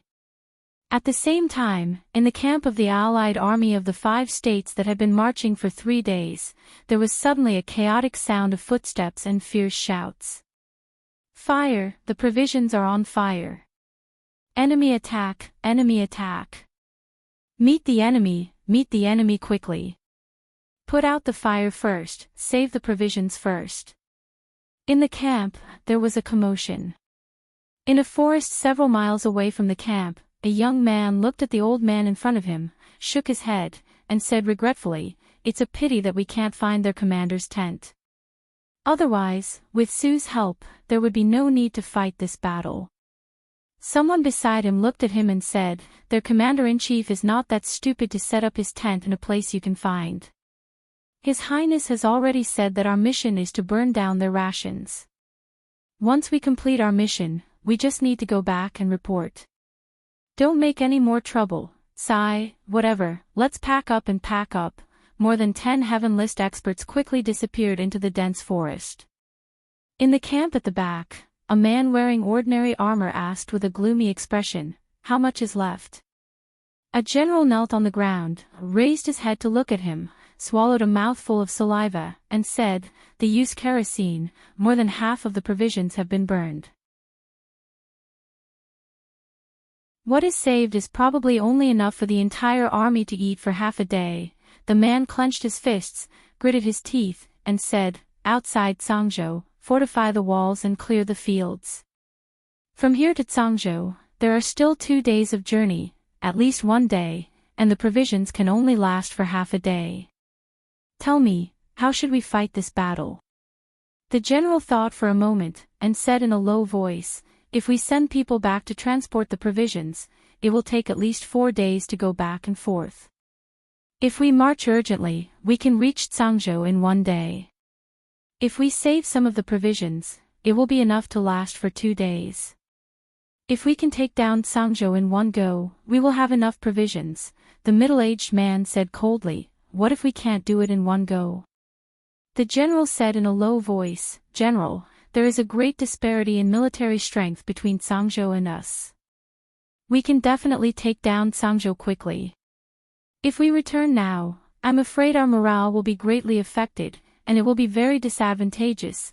The middle-aged man thought for a moment, and after a moment, he said in a low voice, "Just in case, send 2,000 people back to transport the provisions, and follow me to attack Tsangzhou in one go."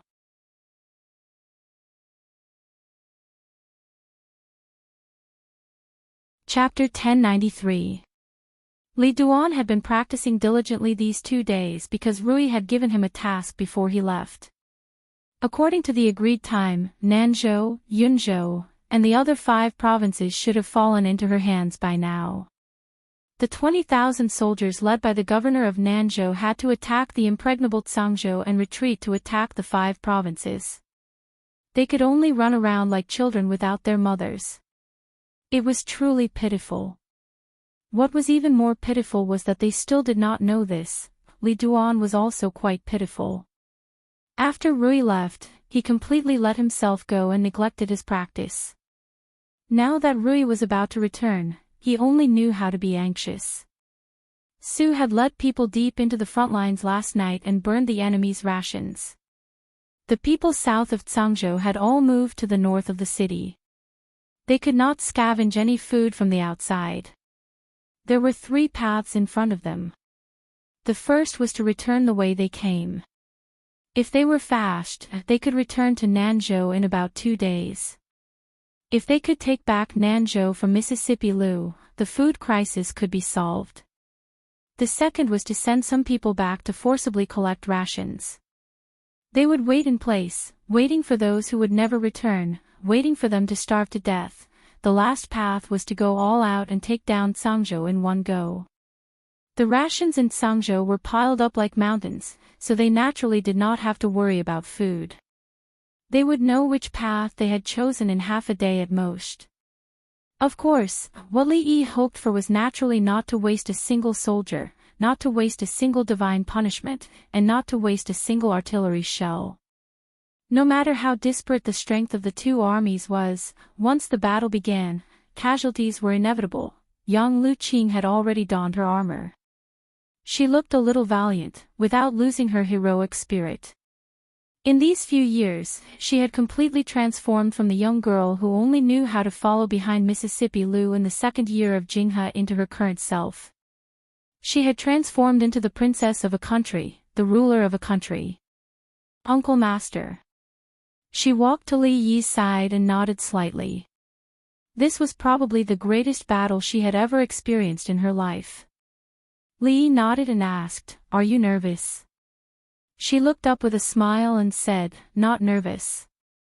Fearless in the face of danger, unflinching even if Mount Tai collapsed before her. As expected of his martial niece, she had some of his demeanor. Yang Liuqing sat opposite him and asked, "After this battle, will Uncle Master go back?" Li Yi nodded. He had previously told Yang Liuqing that he and Rui would leave after they had completely established a foothold in the northwest. After conquering the 6 provinces, for a long time to come, what they needed to do was not to continue attacking all the way to the imperial capital of the Wu country. Instead, they needed to rest and recuperate, gradually nibbling away at the outside world, and slowly accumulate their strength so that they could gain a foothold here. This period of time could be 1 year, or it could be 2 years. Once this stage was over, what followed next would be an irresistible force that could sweep away all obstacles. Of course, everything was subject to change. It was possible that in the following period of time, the emperor of the kingdom might choke to death while eating, fall to death while walking, or be crushed to death by a meteorite falling from the sky. In this way, as the only legitimate member of the royal family of the kingdom, things would be much easier for her to handle. Of course, the probability of this happening was too small. The emperor of the kingdom was now completely frightened. He holed up in the imperial palace and refused to come out. Wherever he went, he had to bring countless guards and imperial guards with him. Even if a few grandmasters joined forces, they could not do anything to him. Li Yi thought about it carefully and realized that he seemed to have done something stupid. He had forcibly disrupted Emperor Wu's personal expedition. If he had come to conquer Tsangzhou personally, Li Yi would have opened the city gates of Tsangzhou to welcome him, Unfortunately, there was no medicine for regret in this world. Seeing that she seemed to have something to say, Li Yi shook his head and said, Uncle Master has done everything he could. You have to walk the road ahead on your own. I understand. She nodded and looked at Li Yi. She wanted to say something but stopped herself. At this moment, a general strode into the courtyard and handed over a secret letter. He said loudly, Your Highness, the enemy is already 30 miles away from Changzhou City. They had reached 30 miles away from Changzhou City so quickly. This meant that Su had burned their food yesterday and there was not much left. Otherwise, they would not be so anxious. Li patted her on the shoulder and said, Go ahead. The tense atmosphere in Changzhou City reached its peak at a certain moment. The commoners in the city watched the rows of soldiers shuttling through the city.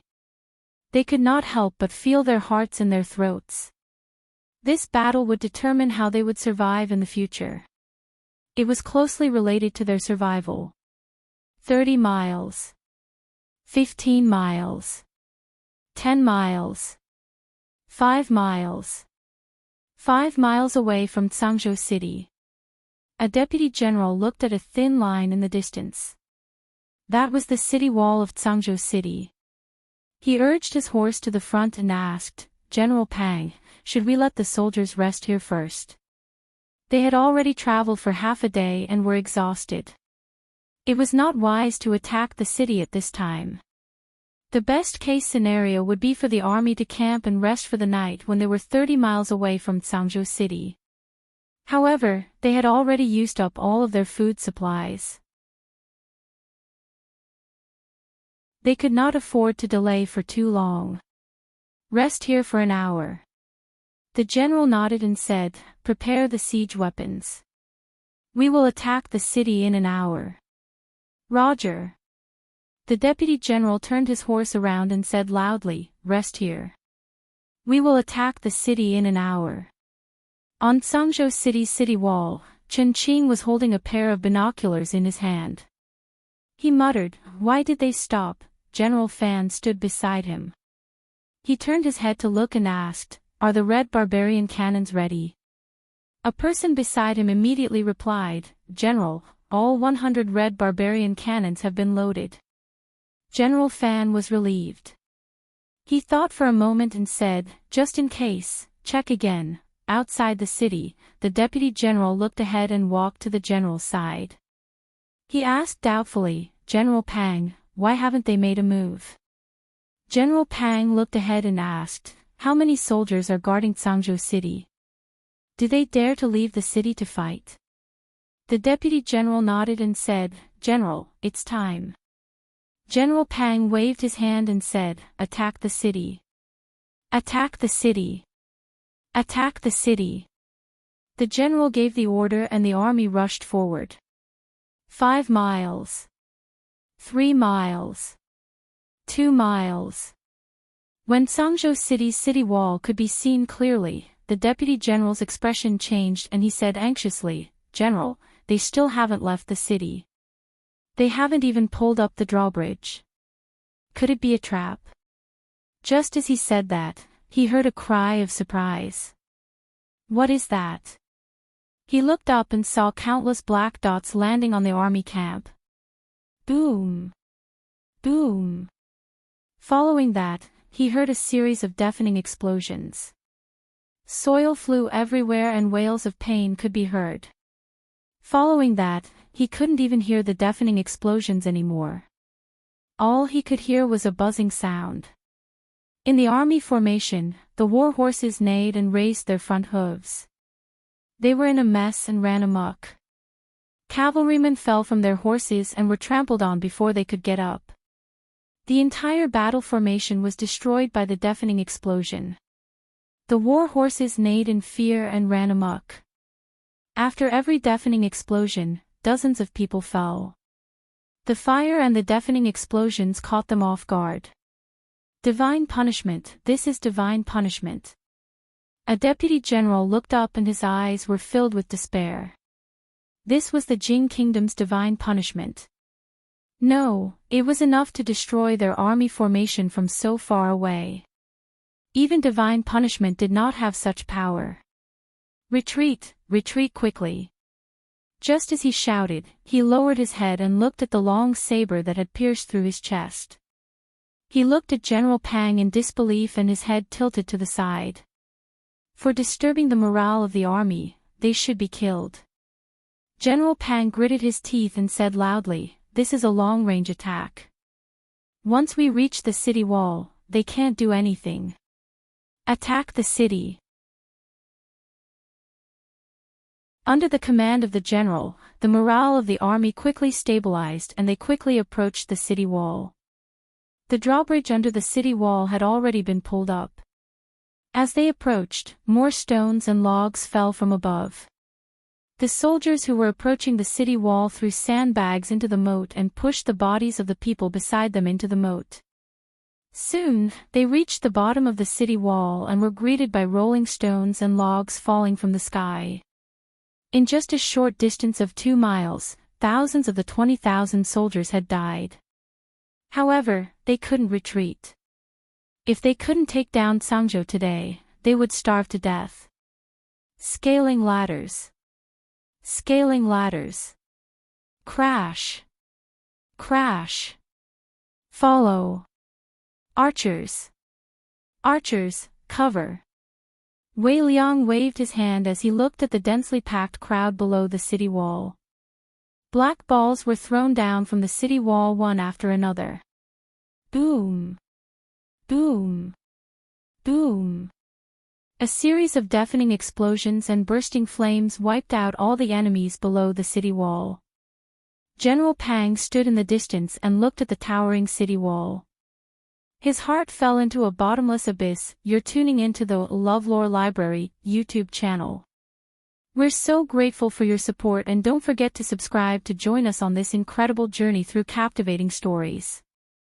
Your generosity through donations truly makes a world of difference, as it's the primary source of revenue that allows me to expand and enhance this channel for you.